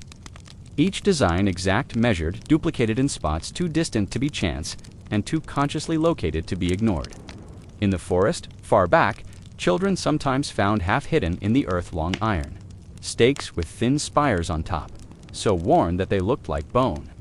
There were tales told around winter fires of couriers who rode these roads with faces no one could remember and names no one ever spoke, and whose messages arrived unspoken, as if carried by wind or by dream. And some said that if they rode through a field, the grain would incline toward them, and that when they left, not even the crows would follow. And though nobody could tell if these were truth or fiction, the roads were still there, and the fear of them was not keen or immediate, like war or peril, but old, silent, deep-like. Ivy a warning, learned from mother to daughter, father to son, teacher to pupil, not in words, but in cautions that never sounded like threats, only like soft reminders to avoid the path that bends when it should be straight, to never go under the arbor, where no light comes to steer clear of the stone that hums softly when handled. And in that quiet, in that space between history and legend, the roads still curled through the kingdom unclaimed, unbroken, undisturbed. Their curves like the form of a thought, never quite completed, like the silhouette of a hand once employed to lead, now left open and vacant, and though no one governed from them and no penance flew over them, their existence had a weight like gravity, a pull that no one wished for, but no one could avoid. It was described by others as courageous as they were reckless. That if you followed one of these roads as far as it would lead, and listened carefully enough, you could, to your footsteps sounding behind your own footsteps out of rhythm. Footsteps older than your own, and when you turned and halted, there'd be nothing, not so much as a spirit, not a bird, not a breeze. Only the sound, as something came slowly and with no warning to its terminus, like the echo of a rule that never in fact concluded. And so the roads stayed long after the king had died, long after his name disappeared from money, from law, from prayer, long after his throne had been taken up by other hands and his face had dissolved to dust. And yet, under every hill, behind every stand of trees, through every secret way of stone and earth, the roads continued on, whispering not of where they went, but of what used to have to travel unseen, and what still could. The walls that remembered rooms, that held more than silence. There are walls in the world that carry more than weight, more than timber and stone. More than the heat of fire or whine of wind, there are walls that recall, not like minds with thought and remembrance, They lived in manor houses long ago gone into private hands. Their past had changed so often that the families who now dined in them had forgotten or had not wished to ask who built them and why, and in which rooms one never slept or talked very loudly or placed mirrors facing the wrong way. These houses bore no crests, no seals, no flags, and yet with them came a stillness such as there is in old churches where the air is thick with unspoken things. There was a house in a south country estate on the river, and at the border of the old Third Province, with 3 wings and no central hearth, and no matter. How often the walls were painted and the floors renovated, the east wing was always colder, always darker, always just slightly less loud than it should have been, and the servants who worked there said the floorboards creaked in answer not to feet, but to words, as if the house itself had once learned to hear some kind of conversation, and still struggled to do so. Higher north in the upland country, where the winds had scoured out long, slow valleys in the rock, there was a hunting. They informed him the king had slept there once, not for pleasure, but to decide decisions that could not be decided in court, decisions that required stone. In the capital city, beneath the re-erected spires and the neat swept corridors of state, the oldest quarter contained still buildings that leaned inward slightly, as if listening to each other, old taverns, old warehouses, old barracks, where every brick had been handled by someone in the cause of something more far than blood or money. Some of the rooms inside the palace itself had been closed during the last days of the old king, not because they were cursed or hazardous, but because no one wished to be the one who would remark what had occurred there before, and thus they were deliberately painted out on blueprints, labeled as storage or maintenance, or simply as unused. And yet, the servants who cleaned the outer halls always did so briskly, never lingering around the frames that resembled doors, but did open and the guards changed more frequently than in any other wing. There were stories of a room like that in the center of the court of the interior, a windowless room, where the ceiling sloped lower than the others, where the candles' flames were curled inward, as if drawn by ringing gravity. And not the big houses or the palace itself recalled that it was the village inns, the border controls, the libraries, where a half-wing had been added in stone, which did not match up with the rest, where accounts were maintained in another script, and where scribes sat in twos. Kids growing up in those towns learned to measure steps between particular pillars and not to whistle within particular towers, even when playing games, even generations on they respected. Rules no longer taught, passed down from parents. And then there were the rumors, spun not just by peasants or shepherds, but by scholars. Others asserted in these stones lay accounts not of law or decree, but of silent decisions, commands, never inscribed names, never spoken, but never forgotten to the stone itself, as if the king had impregnated a part of his will within the bones of the realm. Not to just bear the weight of the roof, but to keep to secret that no age would ever willingly unearth. And yet the walls remained, and yet the people who pushed against them by touch or memory or closeness found themselves standing a little taller, talking a little softer, moving a little quicker down corridors that should have been warm, but were not down halls that should have felt vacant, but felt crowded with something intangible. And so the world continued, and yet in its oldest marrow, the shape of the king. Rule remained, not as law, not as myth, but as emotion, as echo, as still carried on wood, on brick, on stone. Carved not to inspire awe, but to command, and never quite lost, even when time tried to conceal it beneath. Paint beneath plaster, beneath years. And every time a window would refuse to open, or a door creaked with no wind, or a child lingered in hesitation to cross a room for no perceivable reason, the memory flashed, not awake, but alive, still there, still listening through walls that remembered, the dust that watches eyes that were never meant to close. There are places where dust gathers, not merely from the slow passage of time, but from something more deliberate, something watchful. These are not places abandoned because they were forgotten. No, they were remembered too clearly, too sharply, and thus were left alone. In these spaces, dust collects not because no one visits, but because no one dares disturb what lies beneath. The dust is thick, but not dirty. It is patient, settled like breath held far too long. And the air within these places, though unmoving, feels aware. Each fleck, each swirling mote that dances in the dimness, seems to hesitate before settling, as though listening, not for sound, but for permission. It waits, suspended, then descends softly only, when unobserved. Locals call it the breath of the king, and they say it only moves when someone speaks too freely near it. No one touches it, no one speaks above a whisper inside. There are always footprints in these rooms, but never full tracks, just two, sometimes three, always appearing halfway across the floor, always heading in, never leading out. And the strange part is not just their appearance. The monks assigned to clean these places return pale, their eyes clouded, not from what they saw, but measurement, as though each room still appraises each visitor silently. How loud they linger, what they touch, whether they speak, and if they do what they say. The very architecture feels as though it watches, not with eyes, but with structure, angles, layout, silence, but from what they felt the sense of being seen from above, from below, from all sides at once. The locals say it's the king's call, though no one remembers what for. They don't fix the hinges. They don't enter the house. They simply listen when it happens, and wait for the silence to return. Storerooms whose shelves hold nothing but dust, but where that dust falls in patterns lines, rings, spirals, as though someone once dictated the manner of its settling. The residue of observation, of memory, of design. These were not structures made to house people. They were structures made to house presence, the king's presence. Long after he vanished from the world of men, he remained embedded in the mortar, and no one brushes it away. The villagers say sweeping disturbs not just dirt, but something older, something that doesn't like to be moved. Still, they glance over their shoulder when no wind stirs, and yet the candle flickers. Still, they whisper without knowing why. Still, they feel the weight of something that is no longer there, yet never really gone. Some report dreams in the weeks following. Dreams without images, only the sensation of being measured.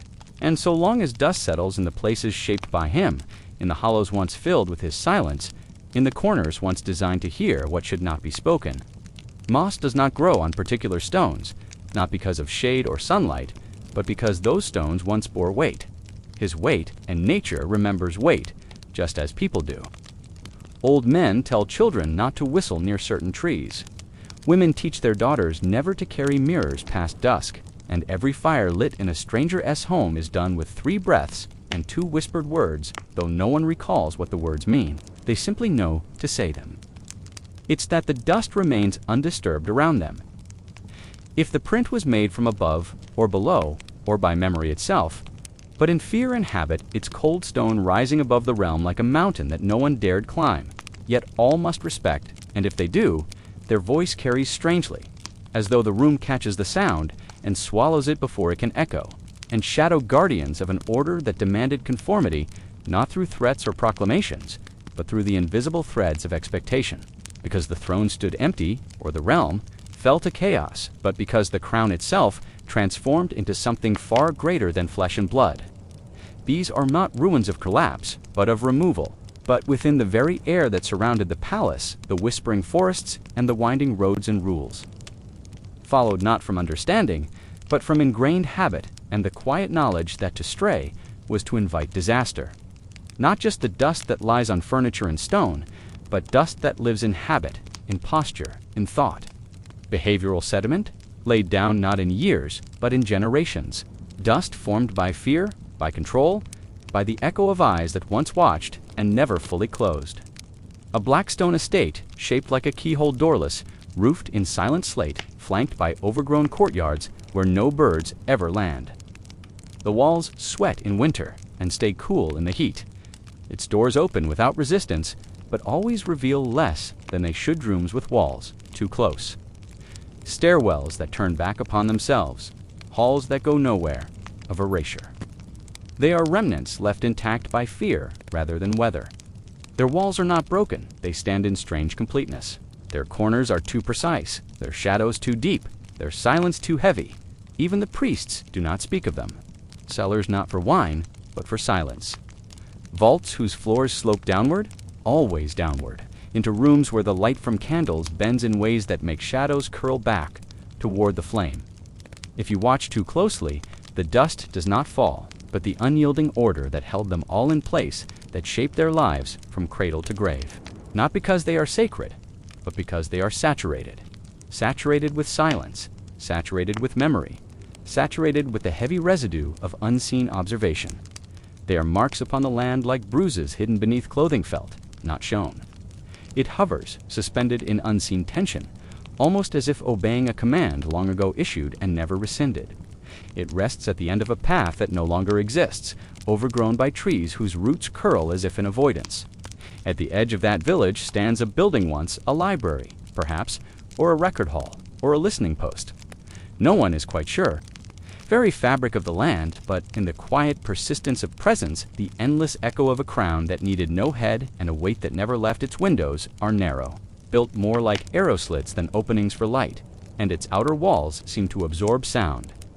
Inside, there are no books left, no chairs, no lamps, only a long table, bowed in the center, thick with dust that never scatters, even when disturbed. These are not the grand ruins of legend, no shattered temples, no toppled kings carved in alabaster. Scattered across what was once the breadth of his dominion, these places persist quiet, unnamed and untouched. One such place lies near a forgotten village that has changed names so many times no one recalls what it once was. A single rusted chain hangs above that table, attached to nothing, swaying slowly without wind. Further inland, on the slope of the forgotten eastern highlands, sits a structure some swear is older than the realm itself. Inside, dust lies thickest in rooms where light should fall, yet never quite does. And beneath the cathedrals, those once great monuments of reverence, now largely hollow, lie chambers that were never meant to be seen. There, the dust is so fine it clings to skin like breath, and yet cannot be wiped away. And perhaps that is the clearest legacy left in these places. Not ruin, not beauty, not even memory. There are barns in the south, long empty, yet still locked. Empty observatories with no glass in their domes. Even the flora seems to remember. Vines avoid certain doorways. Trees bend away from certain rooftops. There is a house near the coast where the shutters always slam 3 times during storms. Never once, never twice, always 3. And in every village that lies within a day's journey of such places, the warnings remain. All of this, every hesitation, every ritual, every silence is dust. And that is what these places truly are. Not haunted by ghosts, but held by residue. And so it is that still to this day, people pause before entering an unknown space, because the dust remembers. It always has. He still reigns, not in flesh, not in crown, but in dust, in stillness, and in eyes that were never meant to close, the crown that needed no head, the weight that never left. In the endless stretch of years since the king disappeared, since the last flicker of life vanished into shadow, something quietly extraordinary took shape, not in the grand halls, not in the eyes of the people, but in the unseen spaces between moments, in the quiet places forgotten by time and memory. The crown, once heavy with gold and cold, with precious stones, a symbol of absolute authority and power, once worn by a man whose gaze commanded kingdoms, slowly shed its need for a bearer, not. It became an idea, a presence, an invisible force woven into the very essence of the land and the lives of those who dwelt within it. The crown needed no head for it, had become the head itself, the mind and will, the watchful eye and silent command. It existed. Everywhere and nowhere felt but unseen, known yet unspoken, its weight carried not on shoulders. The courtiers once accustomed to bending their knees before a man now found themselves bowing to the unseen shadow. The echo of a reign so complete that it had slipped beyond the realm of flesh and blood and taken root in the patterns of obedience, the rhythms of silence, the careful dance of power without presence. The throne itself ceased to be a mere seat and became a sentinel, a judge, an unblinking executor of laws, written not in ink. New kings learned swiftly that the power they sought was never fully theirs to command, that they were but temporary holders of a legacy carved in silence. Every gesture, every word, every decision became an act performed under the gaze of a ruler who no longer needed to speak or be. Seen for his presence was etched into the very soul of the kingdom. The crown had become a force that shaped futures and bent wills long after the men who once wore it had turned to dust. The laws laid down in blood and iron persisted not because of armies or prisons, but because the people had internalized the pattern. The design, the inevitable flow of obedience. The kingdom governed itself not by hands, but by the lingering spirit of order, a calm, relentless certainty that left no space for question or rebellion. The people moved through their lives as actors in a play, whose script was written centuries ago. Their customs, rituals, even the land bore the mark of this invisible crown. Forests grew with paths that never veered, rivers carved courses. Unchallenged villages thrived or faded, according to the subtle logic of a system unseen yet deeply felt. In the stillness of night, when stars hid behind heavy clouds and the world seemed to hold its breath, a silence would settle over the kingdom. A silence that was not absence, but presence, the presence of the crown without a head. Whispers remain stories passed in hushed tones of a throne that listens, a crown that weighs heavily on the soul of the land of a king who had become the realm, and a realm that had become the king. No one could truly escape his gaze, because it had become the very air they breathed. In these moments of quiet beneath the weightless weight of the crown, the kingdom remembered that power, once absolute, never dies, it only changes form. And so the crown ruled still, not through flesh and blood, but through silence and shadow, not through voice, but through presence, a presence woven into dust and stone, light and shadow. The kingdom was no longer ruled by a man, but by an idea, a force, a whisper carried on the wind. The crown remained unseen, unyielding forever, watching and waiting for nothing and everything. It was not a crown that sat heavy on brows, but one that pressed lightly upon the minds of all who dwelt beneath. Its shadow, a crown made not of metal, but of expectation, fear, habit, and invisible threads that pulled the heartstrings of the realm as surely as any scepter or sword. It lived in the silence between council meetings and the pause before words were spoken, in the way eyes averted and voices softened, when the name of power was all but forbidden. The crown whispered in the rustle of leaves, in the cold breath of the morning mist, in the crackling of hearth fires late at night.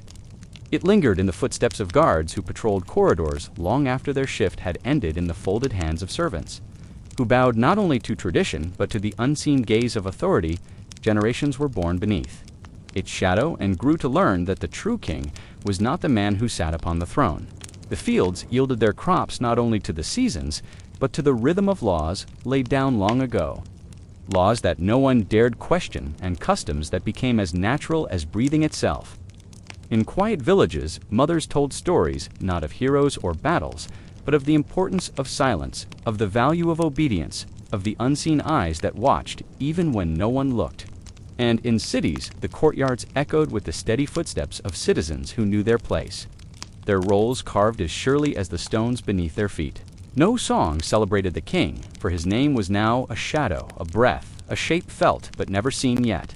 The crown lived on in every bowed head, every whispered command, every careful step taken on the roads paved by fear and respect. In the fading light of dusk, when the world softened and shadows lengthened, the kingdom breathed as one under a ruler, with no face, no voice, and no body, a ruler whose reign transcended flesh and whose throne was thee. And so the story endures, not with a clash of swords or a roar of crowds forever, watching forever, waiting forever, ruling without rule, whispers beyond the throne the last echoes of a brutal reign. The kingdom lay shrouded in shadow, a soft stillness spreading over stone and earth alike. Yet still, the people spoke of him in hushed tones under their breath, as if to avoid waking something better left sleeping. Even the children were instructed young to show respect to the silence that followed his name, so that they would understand some stories. Were not being told for entertainment, but for warning. The fear he had sown was part of the very fabric of their life, unseen, but unavoidable, a quiet guard and stern jailkeeper all at once. Summer was disturbed, the winds carrying hushed hushes that rustled through the leaves and sent shivers down the spines of the ones who listened too closely, the generals who had led armies in his name, the scribes who had inscribed his decrees, the servants who had obeyed without question. Each carried the weight of complicity, the unspoken awareness of acts done in the dark. Their eyes would sometimes betray them, fluttering with memories. They tried to entomb faces, tensing at the mere mention of his name. They knew that the king's reign was not just history, it was a living presence, a breath held. Deep within the kingdom's chest, waiting to be loosed at the first goad, nature in its own way kept vigil over a king long since lost into myth and nightmare. But as an existence, as a power, a presence in the creak of the wind, the cold that found its way into bones, the quiet that filled rooms long after speech had left. Their voices shook, not with reverence, but with remembrance and sorrow. Even trees seemed to bow under the invisible weight, their leaves swaying, not with the breeze, but in a dutiful obeisance to a master who demanded obedience beyond death. The fireplaces, unlit and cold, kept memories of heat reduced to ashes of laughter, drowned by silence of hope, killed by fear. Servants who tended to these places talked sparsely, and when asked, their eyes dodged the questions. their lips pressed shut against stories best unheard. The earth bore his stamp in visible wounds that testified of lives broken and promises unfulfilled. Diffidence, with deference, with hope, slowly making space for light to creep out of the cracks of the darkness created by the violent king. The land itself would carry his shadow folded into the grain of wood, the layering of stone, and the shifting earth beneath weary feet, and beneath the stars watching over the land, a soft witness to the passage of time.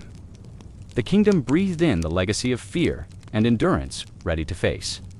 Whatever dawn would come bearing with it the memory of what had been and the promise of what was yet to come.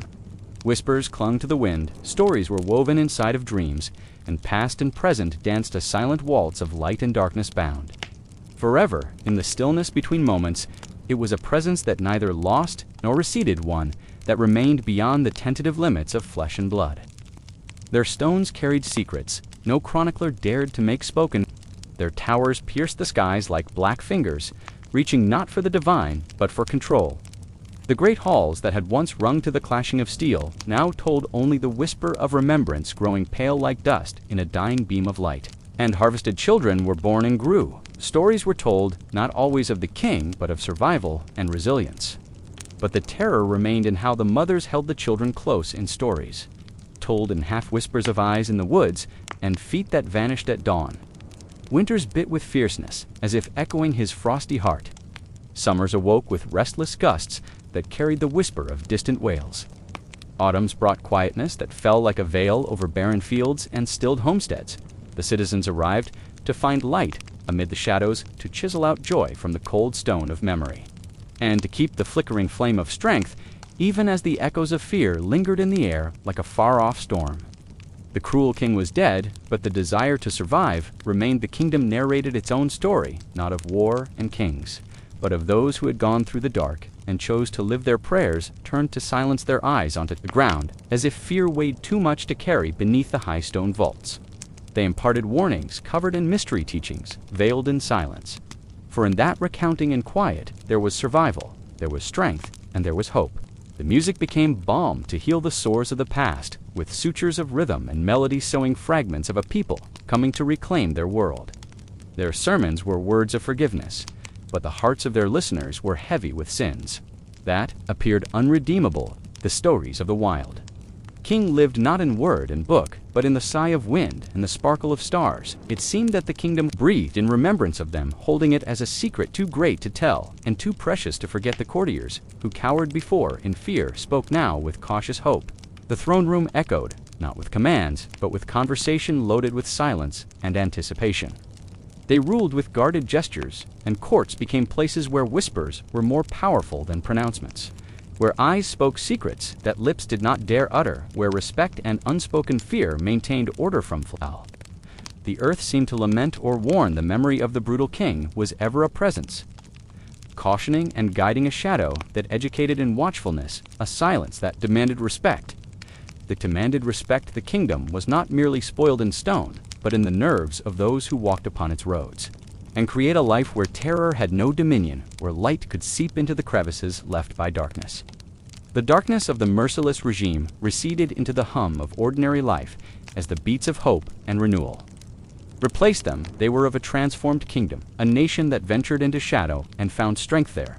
The earth and its creatures breathed in a new tune, a tune of survival, resilience, and a future unfolding. The ferocious king had welded them, shattered them, intimidated them. Their ink smudged like tears, they documented not triumph but survival, not glory but tenacity. Their pages testified to nights when stars went out and days when the sun appeared to be devoured by fear. Their words were guarded, often truncated, as if not wishing to evoke what must not be uttered. But in the silence that existed between twilight and dawn, where shadows stretched long and the world seems to hold its breath, the field hands who turned over the soil on the edge of the kingdom whispered prayers not for abundance, but for compassion. A compassion barely granted in the era of fear, and yet still sought in the era of peace. The children who played beneath twisted branches learned to quiet their voices and quicken their steps. When dusk was heavy with unspoken dread, the bitter king had vanished from the land, but his presence remained. Still, like the lingering scent of smoke after a fire many winters, cold, it was a presence felt in the cold, that seeped into the bones of the earth in the silence that filled halls. Once filled with voices, now empty but not forgotten. The air was charged with a lingering chill, a sigh of what was blended with what is somewhere very distant beyond the range of mortal vision. The specter of the king's voice faded into emptiness, always waiting for the next breath to disrupt the shadows, but he had not destroyed them. His air was proof of the resilience of those who dwelled in his shadow, a reminder that even the darkest regimes cannot extinguish the light of life altogether. Nevertheless, even as constellations charted ancient arrangements, their stories told of no kings, but of shadows of lordship without humaneness. Replaced by calculating coldness and merciless will, the people learned to live in the shadow. To feel its contours with hesitancy and respect, they knew that they could not forget, but neither could they allow that memory to kill them. The times of screaming steel and bellowing mobs were distant in the past, but the shadows they cast fell far and wide, longer than the loftiest spires, and deeper than the bottomless wells. Its corridors echoed with the cry of orders bellowed and oaths broken, uttered of blood spilled and allegiances abandoned. Forests shrouded areas where fields of war had been laid. Bare roads led to villages reduced to rubble, and rivers took new courses where before armies had marched. But under the surface, under the sleek veneer of regeneration, the shadow of tyranny still remained.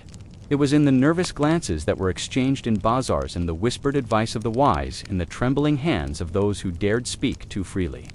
The tapestries, which had once borne witness to triumph and glory, now hung frayed and faded their colors, drained by time and neglect, much like the kingdom itself, but in remote corners, in the chill of the empty rooms. There was a pulse faint, slow, but relentless, as if the stones themselves remembered the presence of the king and would not forget. In all parts of the realm, in all quiet villages, in all toppled castles, there was left behind a presence not of a man, but of a reign that had seared itself into the marrow of the land. The cruel king was dead, but his grip had not loosened. His reign had atrophied into a whisper on the wind, a pressure that weighed soft but unyieldingly on the shoulders of the living. No holiday was ever his name, no hymn sung his deeds. The palace that had been abuzz with the commotion of courtiers and the march of soldiers was now a mausoleum of memory beyond the earth, was scarred with wounds, not easily seen but keenly felt. Even the seasons seemed to bear his imprint. Winters came sharper, harsher, as though the earth itself mourned or remembered. In snow and ice, the few who had served him still carried their own secrets. And yet, in the midst of fear, in the midst of scars, in the midst of silence which bound them together, life went on. Crops were sown in this precarious equilibrium between remembrance and oblivion, between fear and expectation. The kingdom attained its uneasy tranquility. As night crept in and the stars began their silent vigil above the kingdom, returned once more to quiet, and even as days passed. And even as days passed and seasons came and went, the echo of his rule was embroidered into life, not only as memory. Villagers who spoke infrequently and in low tones handed down stories. Not of triumph, but of caution, stories told to remind the young not of victories, but of nights, when fear held sway, not of kingship, but of the price paid in silence. The price paid in fear, and the price paid in the waiting eternally for a reckoning that never arrived. In the dense forests where darkness descended even when the sun had gone below the horizon, there roamed wild animals with circumspection, as if they could sense the lingering weight on earth. In the halls of the few castles left, the walls carried secrets, heavy with dust, and quiet corridors curled unnaturally, as if they attempted to recall the steps that once echoed. The stars themselves seemed to mirror the unease below distant lights that lingered uncertain in the dark velvety. Like the heavens, too, did they mourn the deprivation of light from a throne that for centuries had lain empty. And yet beneath this thick sky the kingdom suffered every breath taken, every step taken, every word spoken was an act of quiet revolt, a little revolution from under the weight of memory, a step towards reclaiming a future not in chains, invisible but unbreakable, the people moved with. Night fell, the air grew cool, and the kingdom settled once more in the delicate hush that held within it all the stories of a rule that would never be forgotten, and a people who would never be broken. The brutal king was lost, but his shadow remained a somber reminder of power, and the cost a soft song that no one was quite able to forget. Whispers beyond the throne, the weight that remains. The kingdom breathed slowly under the oppressive sky. A slow pulse was felt, not in the storm of wind or the glint of stars. Those who lived in the shadow of his reign carried with them the weight of memories. not their own memories, stitched into the fabric of their lives. The castles and fortresses that dotted the landscape stood as somber witnesses to an age when power was wielded with fierce precision. In villages beneath the ancient oaks, the people spoke little of the past, and less of the man who ruled by iron and shadow. The years went by, but the mark of the cruel king remained. Even the priests who had once prayed on behalf of the people of the kingdom felt their voices yielding to the scrutiny of history. The scribes who wrote the annals of the kingdom wrote with trembling hands their heirs. The new masters were pursued by the shadow they had inherited. They wore crowns of darkness, not gold, heavily. But in the silence, life was able to bloom. A child's laughter pierced the stillness, a hand reaching out to support a trembling one, a song whispered from the lips of a woman as she spun hope. Into the shadows, the world hummed with a fragile balance of terror and expectation between past and future. Rivers flowed beneath the vigilant eyes of hills. Forests sighed upon the wind, and the stars watched as the kingdom slowly recovered, even as it clung to lessons carved in darkness. As the gloom deepened and the morning's earliest breath kissed the horizon, a promise seemed to rise in the hearts of those who remained. In the stillness that followed after the tumultuous night, the earth remembered. And the people listened to the whisper of the future, weaving into the reverberations of the past. Beyond the villages and beyond the hills, beyond the wood, where moonbeams shone on leaves and nightingale sang its solitary song, there flowed a deeper stream beneath the world. The children who had grown up listening to the stories spoken in trembling voices bore their histories softly grasped like precious gems. The once chaotic markets now hummed with a gentler presence, the barter of merchandise with looks, followed by nods, followed by quiet faith. Trust was currency. Caution was armor as the humans danced between bravery and remembrance. Ancient melodies found new life in the hushed harmonies carried by itinerant minstrels. They sang not of glory, but of endurance and unobtrusive power of roots that clung fast beneath storm and sun. The earth regained in slow, quiet ways. The forests deepened, the streams ran sweeter, the earth produced more bountifully, as if nature were answering to the strength of those who endured. The mountains stood steadfast, no longer ominous, but guardians of a new peace. In the halls of the new masters, the shadows lingered, but no longer ruled. Instead, power was measured in duty, in the balance of authority and mercy. And even while the kingdom went on, it never lost the lessons chiseled in blood and stone. Those people carried that weight, not as a curse, but a burden, a vow to become worthy of the past.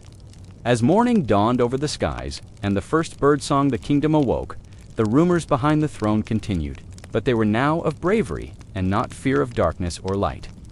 And so goes the story, carried on winds over plains and valleys, told in the whispers of leaves and voice of streams in the hearts of those who love and live beneath the great and infinite sky. The kingdom breathed, and the kingdom slept, and in its sleep was a hope, a promise, a quiet conviction that even darkest domination can be the soil out of which new life grows, that even in the stillness lies a melody waiting to be sung. And the people heard, and they recalled, and they lived. Whispers beyond the throne, shadows that do not fade the kingdom, slumbered beneath a silver moon. Its ancient woods, whispering with a soft rush of wind through leaves, and the distant wail of animals that had survived empires and kings. In this whisper, this quiet womb of silence, the existence of the wicked king continued not as a memory sealed within parchment or tale, but as something far deeper, something that lived in the cracks, between moments and in the hush before a word was spoken. But their eyes still flicked toward the forest at night, and their hands still trembled a bit when quiet grew too deep. Their stories had over time not altered in fact, but in tone. They wrote of his time not as an era of war or politics, but as a lesson in absence and presence in breath held too long and truths buried too deep. The ink they used to write those books was always thinner, as if the memory itself struggled against permanence, was said to have disappeared the moment his breath left his body. Yet the cold never fully left the room, and shadows stretched there no matter the hour. The people who came in did so in deference, not for the current ruler, but for the weight of memory layered like dust on every surface. Some said it was buried in a crypt, others said it was thrown into the sea. But the old people believed it spread in the air. They sat in the quiet clearings and beneath ruined towers, not listening for speech, but for the pauses between speeches. Their chants were wordless murmurs, their prayers spoken in genuflections. Their silence was vow and armor, both not against specters. The stained glass windows depicted saints and martyrs. But in the oldest portions, the light came through empty panes, shards never replaced. And yet, involuntarily, their hands reproduced shapes that harmonized with his era, the line of a jaw, the arch of a brow, the downward curve of a mouth. In the shiver down the spine, in the clutch at the chest, in the sudden, utter certainty that the world itself was holding its breath, these recurred in gargoyles and cornerstones and walking sticks, as though the past inhaled through sinew and movement, as if even beauty did not dare gaze too closely at what that darkness had wrought, but against awakening something that had only lain still, fear that seeped through the grain of wood into the texture of cloth, into the very rhythm of footsteps on old cobblestones, but never really disappeared elders. Spoke not of policy or law, but of punishments, branded into memory not because they were official, but because they were unavoidable. It was in the silence before laughter, the careful way truth was spoken, with a smile that apologized, before the words were ever spoken. A village was burned for a single rule. Broken, a father was arrested because his son had the audacity to object to a tax.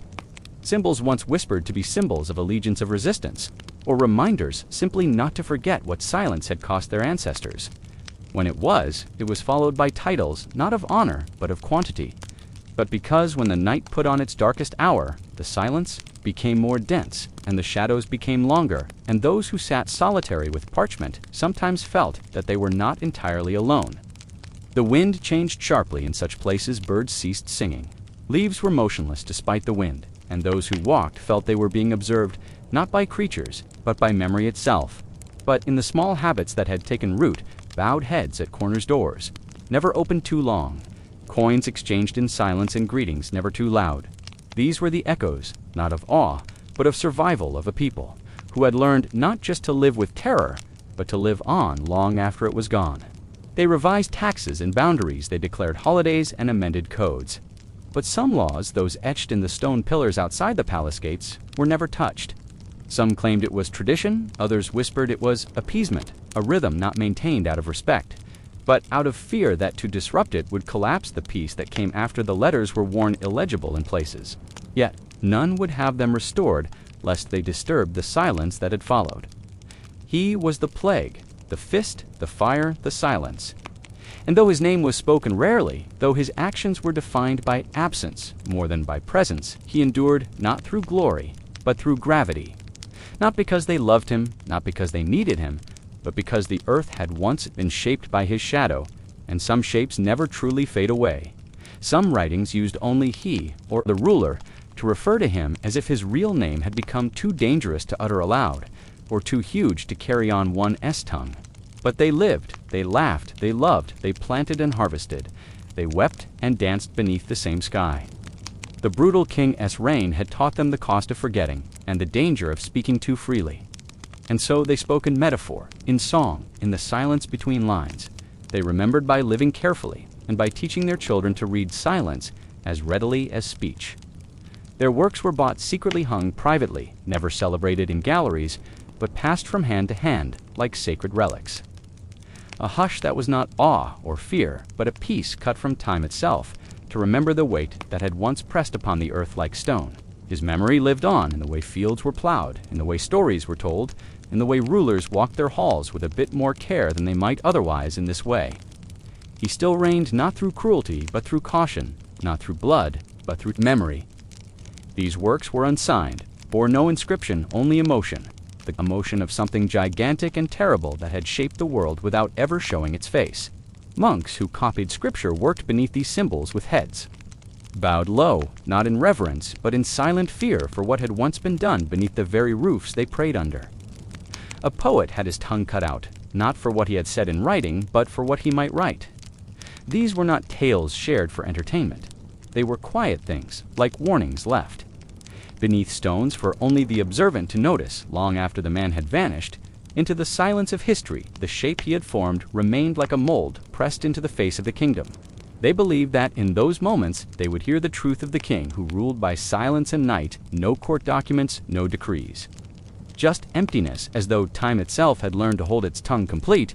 Pages were left blank, and nobody dared write on them, as though those hours belonged to a presence older than paper and ink. The bitter king had ruled with iron and silence, and even in death, his silence still rang louder than most voices. Could ever possibly be? They wrote the shadows of figures unseen and steps that left no mark. They wrote of kings, whose crowns were not gold, but the breathless silence that followed a scream and became mist and cold wind. And the invisible force that crept along spines and settled in bones, no longer did they speak in fear, but in wary respect. Their voices lowered when they spoke of him, the man who turned power into a weapon and silence into an empire. They rarely spoke his name, but never failed to leave a chair by the fire empty, a place where presence might sit uninvited and unseen. They take root instead, like roots hidden beneath earth, shaping the forest above forever. Their faces bore the same faint scars carved by wind and time. But if one waited long enough in their shadow and listened not with ears but with the quiet within, one could still hear it, the soundless whisper of a rain, long deceased but never left.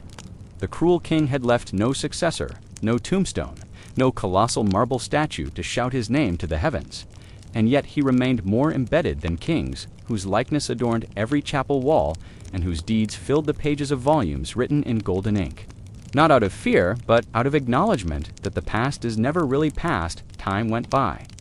Flags fell, names vanished, statues toppled, yet the shadow remained a legacy, not born of love or victory, but of consequence. A testament that even a life ended can still rule when its memory fills every corner of a world, too changed by its touch. The villagers who built new homes on old soil still left one stone.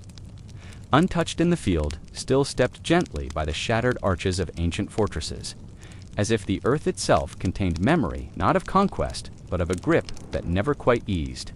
The children of the survivors were now old, their hair gray, their voices low, and silence was his most enduring legacy. Not the walls he built or the laws he inscribed in blood, but the stillness that followed every whisper of his reign.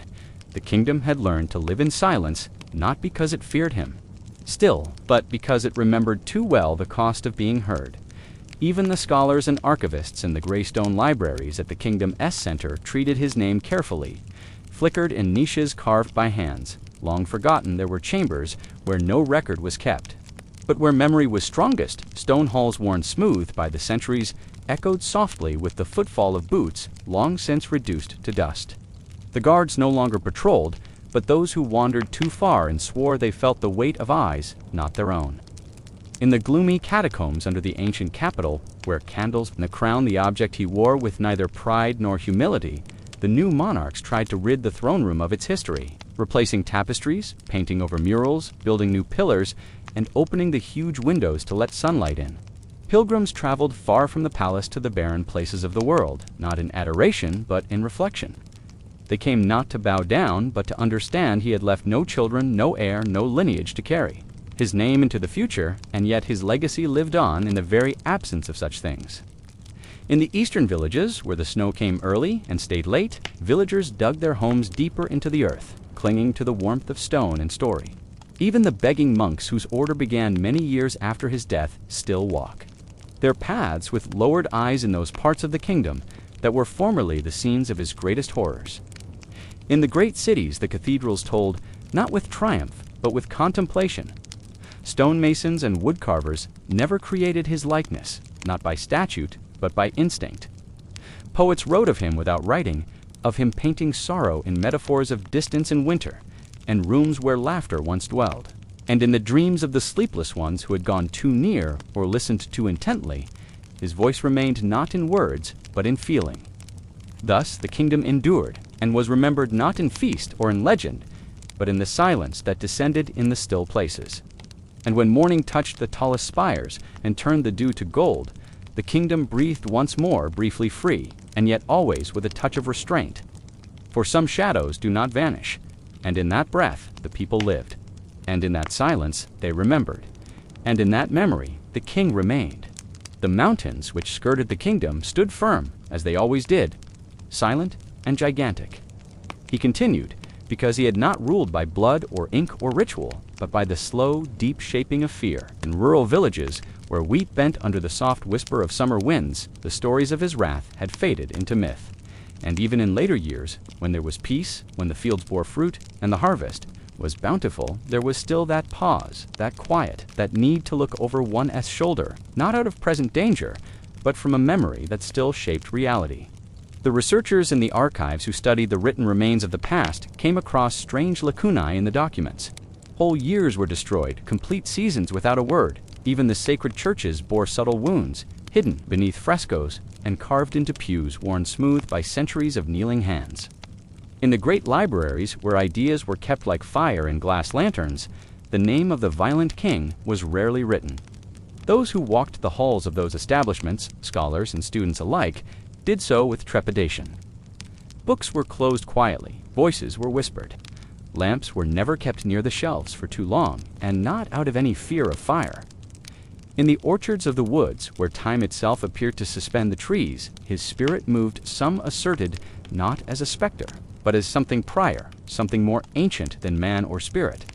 And in the cities where the walls were high and the windows faced inward, people remembered to not in great things. They depicted him not in image but in absence. They represented the empty throne, the closed door, the shadow beneath the crown. The rulers who succeeded them dared not change the old laws, the gates of the palace. Still shut every evening at the same hour they had when the tyrant king still lived, and opened again with the same ritual. And yet the people lived, they lived with memory, with shadow, with silence. Even now, when night descended and the stars began to spear the blanket of sky, even now, when the fires were dying and homes curled themselves up for the night, there was a breath, held not in fear, but in reverence. The tyrant king had no monument, but needed none. The kingdom was his echo. He had become not a man, but a form, an idea, a warning inscribed in the earth, the wind, the stone, and the silence. And in the still of the night, when sleep came late and minds wandered to old tales and silent fears, the people still listened for him, not expecting him, but remembering him. They lived, they remembered, they endured. The shape of power that remains in the deepest vaults beneath the palace, where even sunlight feared to linger, there were chambers no longer used rooms. Without purpose, yet never truly empty the air within them, held the cold breath of forgotten dread, and though no guards patrolled their halls, and no courtier walked their floors, the silence they held seemed always on the verge of speaking, as if the very stones had learned to listen, as if the echoes that once bounced from wall to wall had never truly left, but waited silently for ears to return. These were the places the brutal king had once occupied, not in body, but in influence. These were the hollow places made holy, not by faith, but by fear. It had only shifted, reshaped, rephrased, reworded power. No longer shouted its commands. He was a paradox. A king who ruled with such vivid horror that no image could truly capture him, and yet who became more powerful the less he was seen. They enacted laws to protect the people. They planted gardens where once there had been gallows, but none dared erase the past entirely. And those who ruled most wisely knew that to rule well, one must learn from the darkest.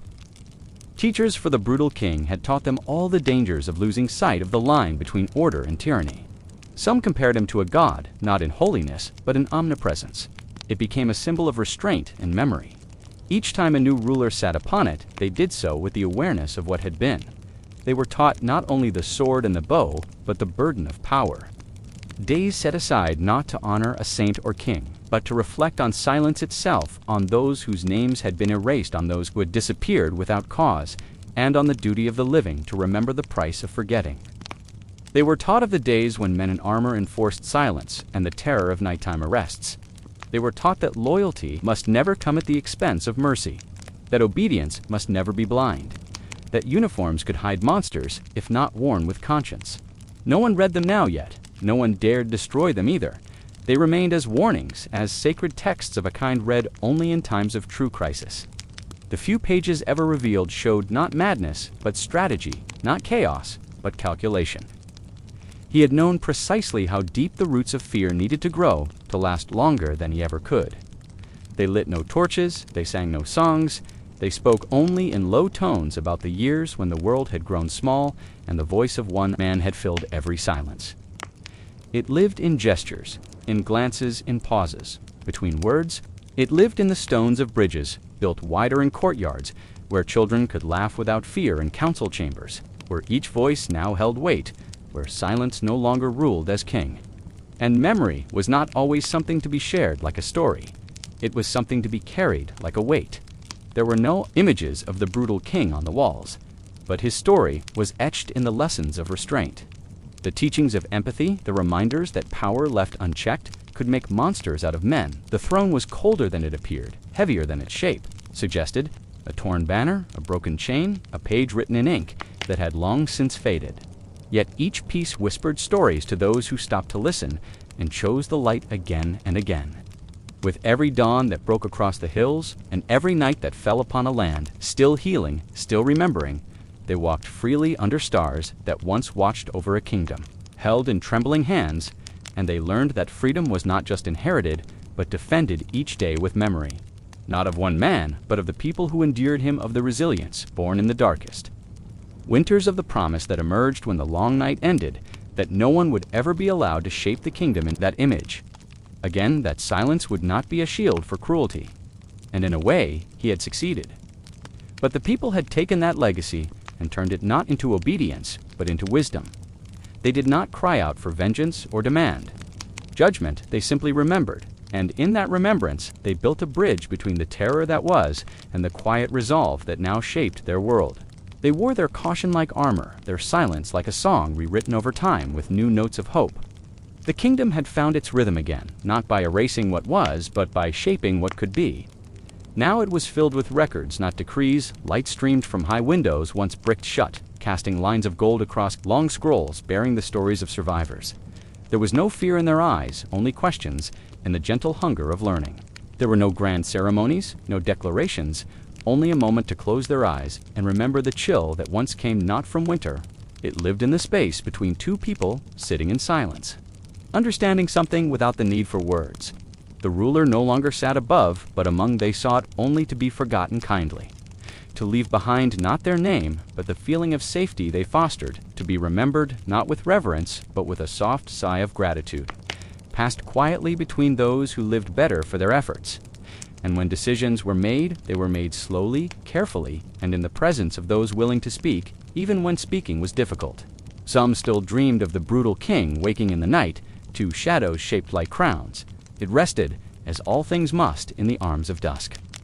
Birds returned to roost, lamps were lit in windows, hands met hands across tables. The old lullabies were sung again, this time without the trembling, and somewhere far from cities in a meadow of forgotten things. The wind moved through wild grass and stirred not terror but peace. But fewer did so each year. They had built memory, they had built watchfulness, they had built a quiet, enduring hope passed from generation to generation. Like an ember kept warm in the hands of those who knew what it meant to shiver in the dark. The dreams changed. They became lessons instead of hauntings, markers instead of chains, stones not in the path but beside it, worn smooth by passing feet.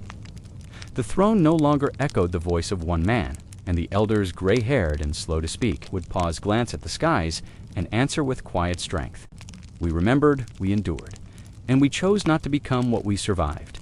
Their voices carried not pride but peace, not defiance but understanding. It now listened to the many, and in that listening found its purpose reborn.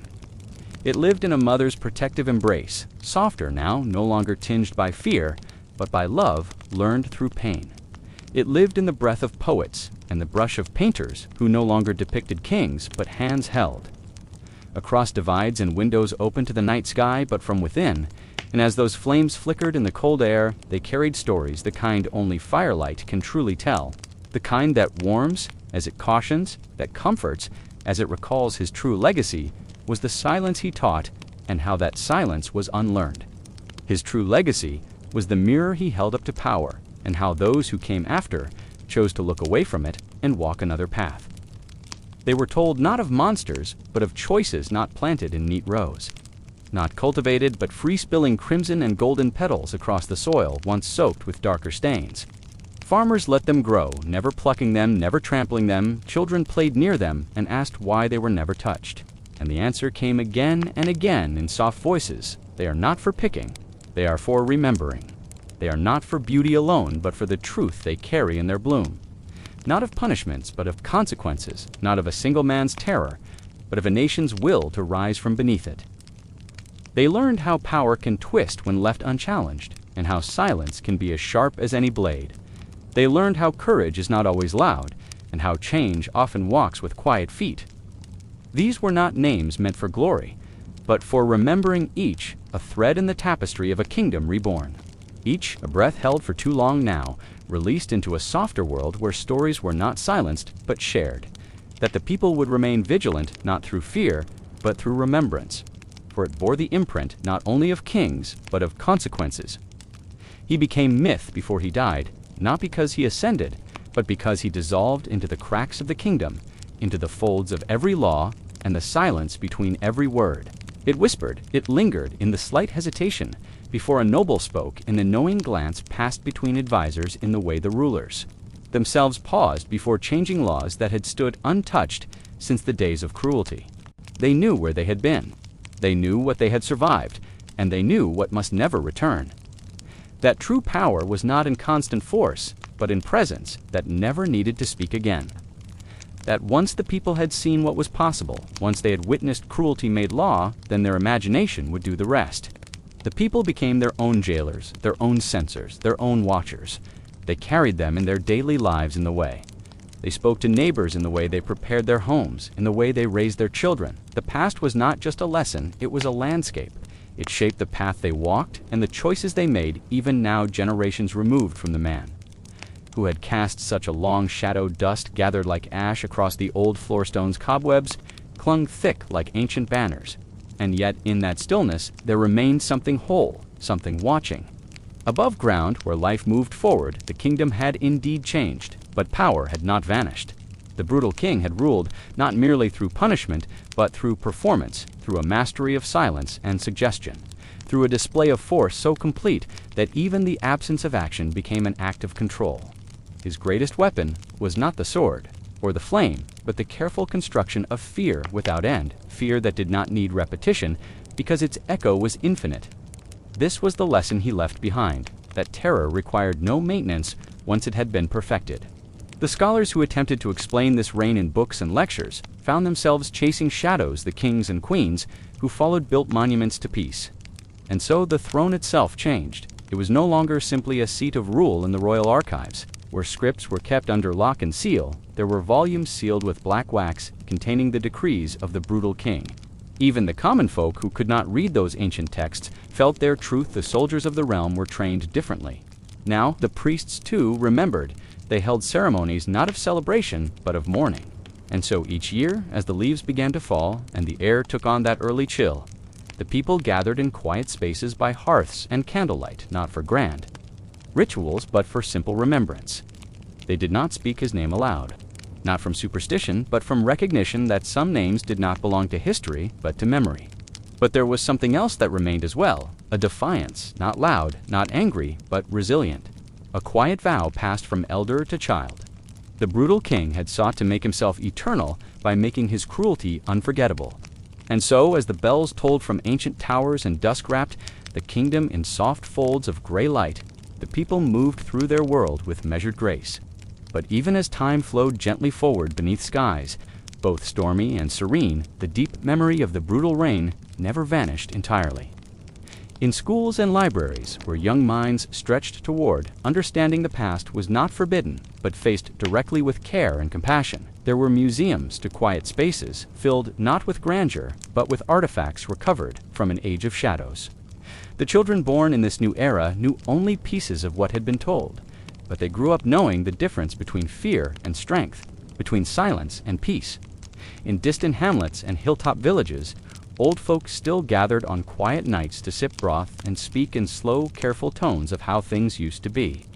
Even the wind, as it moved through pine and stone, seemed to carry a changed song. No longer a cry of warning, but a hum of resilience, soft, steady, and true. And the shape of power that remained was no longer a man nor a law, but a people who had seen the darkness. They lived, they remembered. They endured, and the story continued echoes in the stillness. A kingdom remembered. As the last light of day gave way to the quiet hush of twilight, the kingdom exhaled in unison. The hills softened beneath their shroud of mist, and the rivers steady as they had always been carried onward, reflecting a sky painted with the final brushstrokes of fading gold and silver. The land, like its people, had learned to live not in spite of its past, but alongside it, neither clinging too tightly nor casting it. Wholly away, time flowed like those rivers, winding and patient, never forgetting, but never needing to remind aloud the wounds of history had scarred the earth, but also shaped it gently, like hands shaping soft clay into something strong enough to hold meaning. It was in this stillness that the final echoes of the brutal king found their place. No longer sharp, no longer barbed, they had become hushed reminders woven into the very quiet that once held fear, now holding memory. The name was rarely spoken, yet the lessons he etched into stone and blood endured in the most unexpected ways in the corners of the realm, where shadows used to speak louder than men, where once a single gaze could silence. A crowd, the people now gathered and spoke and listened without trembling. The name no longer needed to be said to be understood.